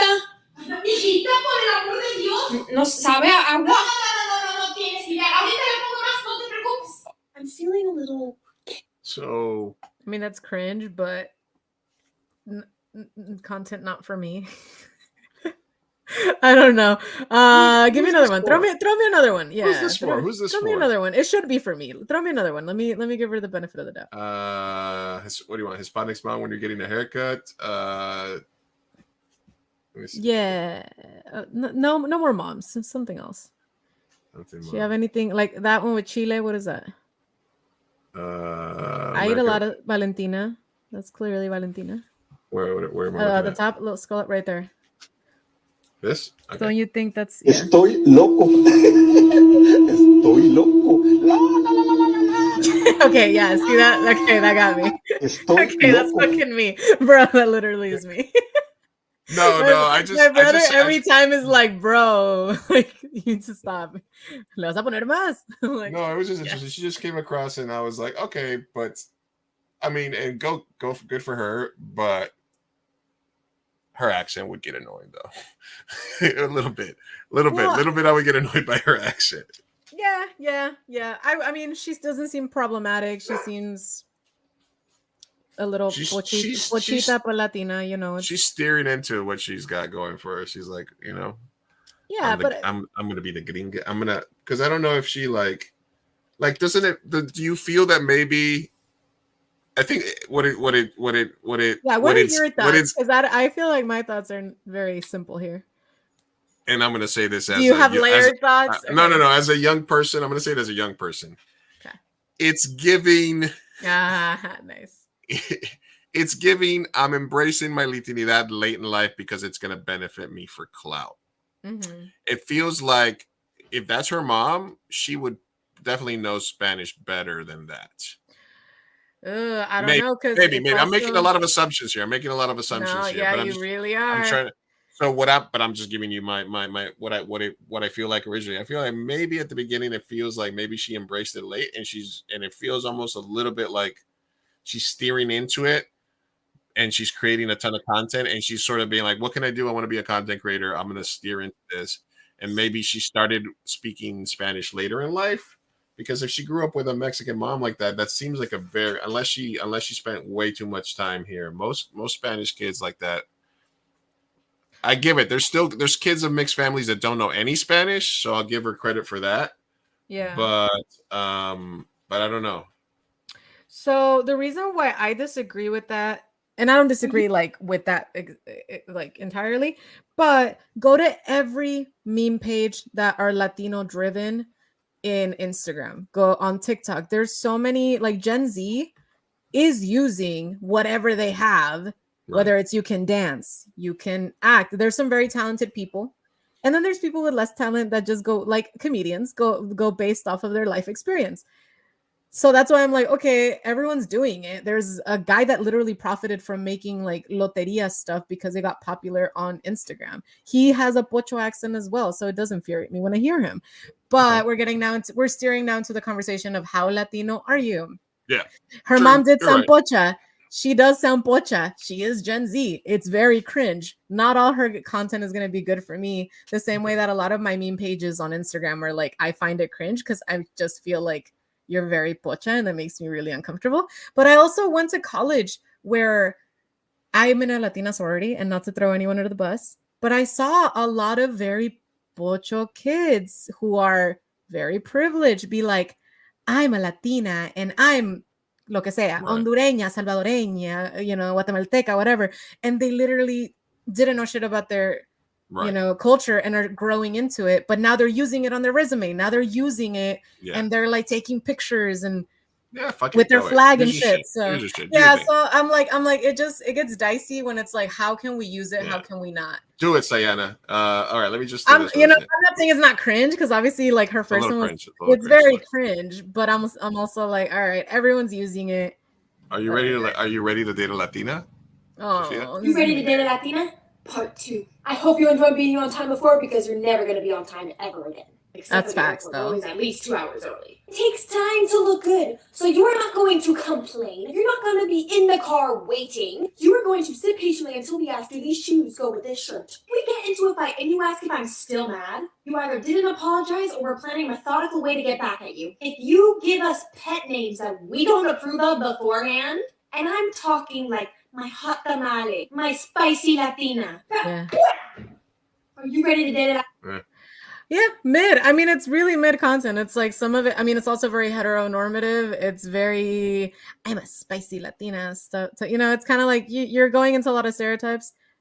It's going to be a hit or miss. But all in all, I'm not mad at her. I feel like all Gen Zers are doing this, whether it's gay, straight. Like there was, hot chef. Did you see Donut Daddy? Like this hot chef that's like profiting off of shirtless cooking. Everyone on the internet is doing it. I'm just saying. Wait, hold on. I gotta see what this one. I got him from my dude. I like you, man. You lie a lot. My boyfriend. I like you, man. You lie a lot.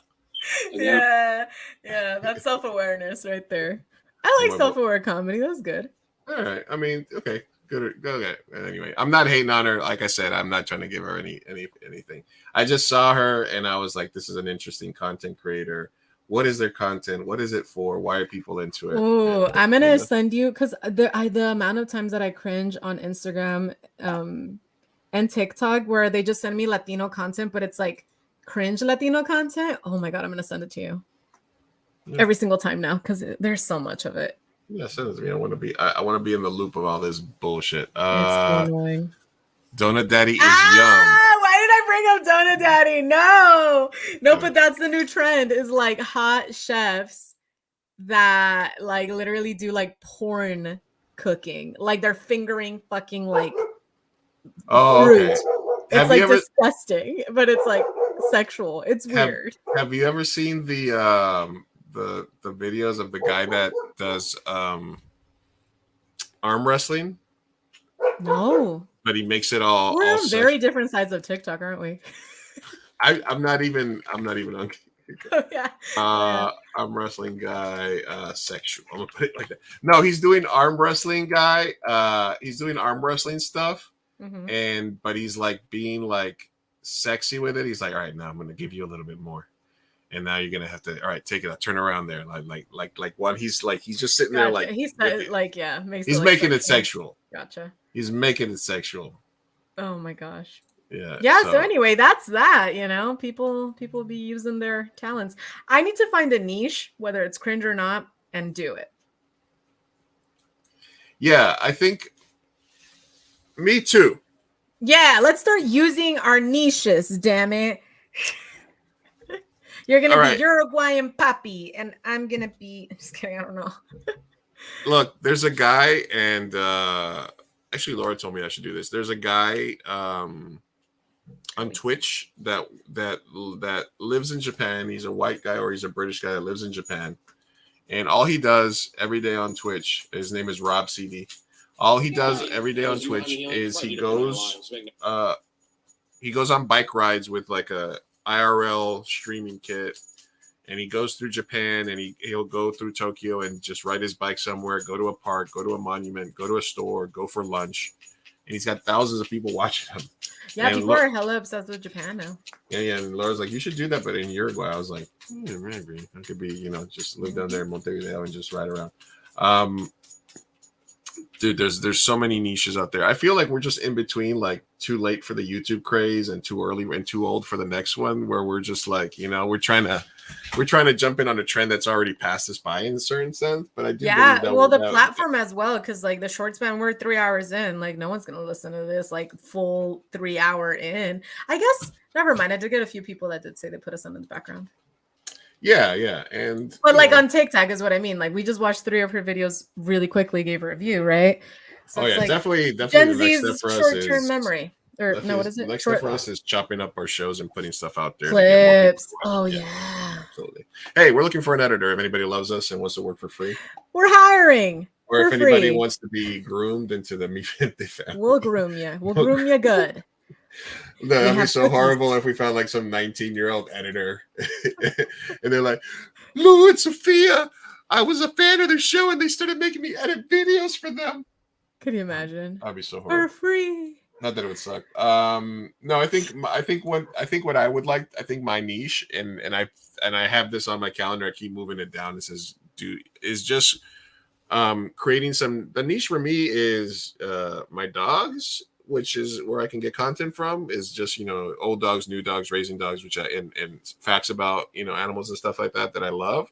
Mm-hmm. And also, and I've always wanted to do a sort of director's vlog. But I've wanted to do that when I'm like the minute that I start like seriously like working every day on Alien Story or something like that. Like I work on it periodically and I talk to people and I write and I got ideas and stuff. But the minute that I'm like, okay, we have this, we have that, it's starting. I think that's one thing I'll do is I want to do a director's vlog, which is maybe just like a minute or two a day, where I just sort of, hey, today, blah blah blah, and then like a tip for actors or a tip for directors or something like that. Like, and for then sell it on your OnlyFans. Yeah, I think that where I can sort of put content out there that would be relevant is for people that are self-financing or doing indie films and mistakes that we made and stuff like that, and tips for shit like that. So for you, I could do a lot of things that I haven't done. I could have done YouTube. You're taking advantage of. You should have taken more advantage of your travels. Definitely. I mean, I'm trying to learn to edit. I have a lot of footage that I'll put together. Like, what did I tell you? Like, I said, go to a cafe, just turn on live and sit there. I have plenty of that shit. Yeah, right? Well, I didn't do it. I didn't do it live. It was very hectic travel stuff. So what I have is I have a lot of footage on my Lumix and a lot of footage on my phone that I just have to make a video, and I could just voice over, do a nice vlog, put some non-copyright music. When am I gonna do it? I don't fucking know. Kurt will probably find something for you musically. So, I mean, the music isn't what's bothering me, because I could just put non-copyright music on YouTube. Like, they have a bunch of shit. It doesn't matter. It's the editing part. It's the sitting down, splicing it together, editing, all of that. It happens. Yeah. On that note, though, go. Why are you so quiet? You're taking long pauses. Are you okay? I was just tired. All right. Anyway, we may or may not start creating more content. I'll definitely. I did do a good job of putting out that clip today of the thing. So, yes, which I will reshare and repost and pimp out. Let me see. Wait on. It's two minutes. Just a reminder though, support us. We are only 2 creators, and we are not sponsored, nor do we work for money. This is all for free. So, love us. Give us a like. Give us a comment. Support us. Share. Everything goes a long way. I'm right in front of this very theater where these photos are. And she's like, how close are you and your sister? And I was like, really close. My sister's my best friend. And she was like, I wasn't going to come today. I was too busy. And I really, and something told me I should show up. Mm-hmm. And I haven't spoken to my sister in 8 years. And after seeing your film, I'm going to call her on my ride home. Oh. And I was like, You should call her. You should call your sister. And she was like, I will. I knew I had to come to the screening today, and I think I need to call her. And I remember Rachel, my numero uno. I love this girl, my producer, light of my life. I turned to her and I just almost started bawling. And I was like, oh, this is why you make movies. To me, it's just like a fun, cute film for me, but to her it meant something. It was like you know what I mean? And just kind of like that, a core memory was made that night in such an intense way, because I think she saw herself in those relationships. She was Latina. Wait, how long is the video? It's almost and I thought you were gonna cut it there. I was like, that would for have her been to tell me that there. I bawled. I was like, Rachel, did you hear what she said to me? And she was like, Annabelle. And she was like, yes, Annabelle, that was very cute. Don't cry. Don't cry. Girl, that was you realizing, hey, that's me. That's you realizing that you had an effect on people. Like, that movie was in. You look way less pale now. You've tanned a lot since this show. Dude, look at I'm actually like, me estoy descarapelando aquí. Impactful. Oh my gosh.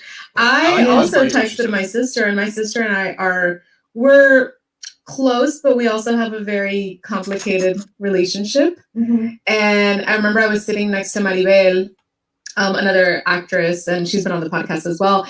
And that was one of the biggest things that it caused between us, was we talked about our sisters and like opened up about our relationship with our siblings and cried.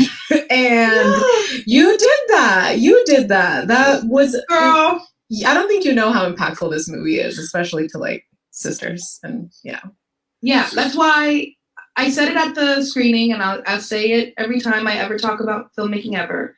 Everything I make and write is to protect my younger self. There are versions of me that needed protection and needed versions of herself to look up to. What's up? I really do look orange in comparison, right? Like, yeah, I'm like next. No, absolutely. You definitely look like mad pale right there. Hey, get your summer glow. Summer, baby. Summer glow. I'm going to be so much browner after Sunday. I'm going to be in the sun all day. Well, all right.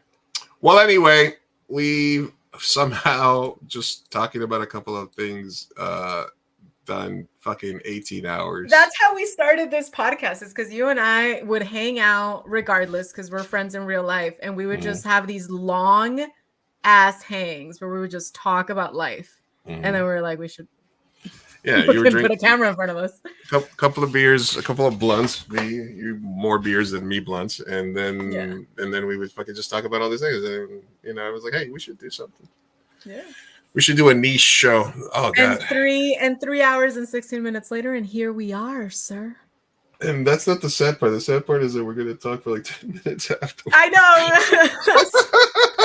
We're still going to debrief after this and kick it for another hour.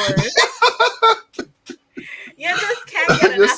Just a Zoom hang right after this. Wait,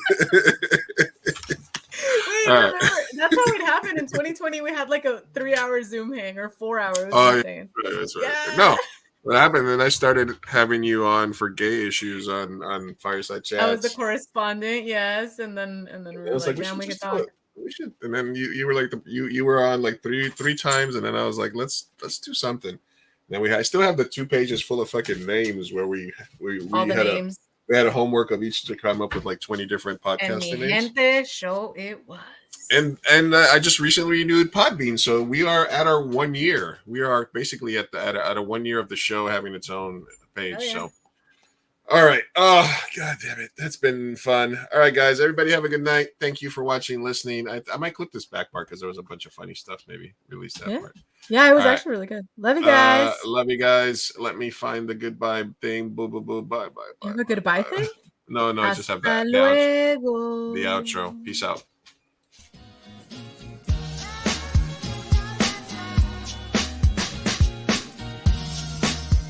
Vamos, papá, hay que irnos. Me estoy aguantando desde que pusieron el domo. Puedes esperar. Muchas personas trabajaron en esta película y solo quieren que te aprendas sus nombres de memoria.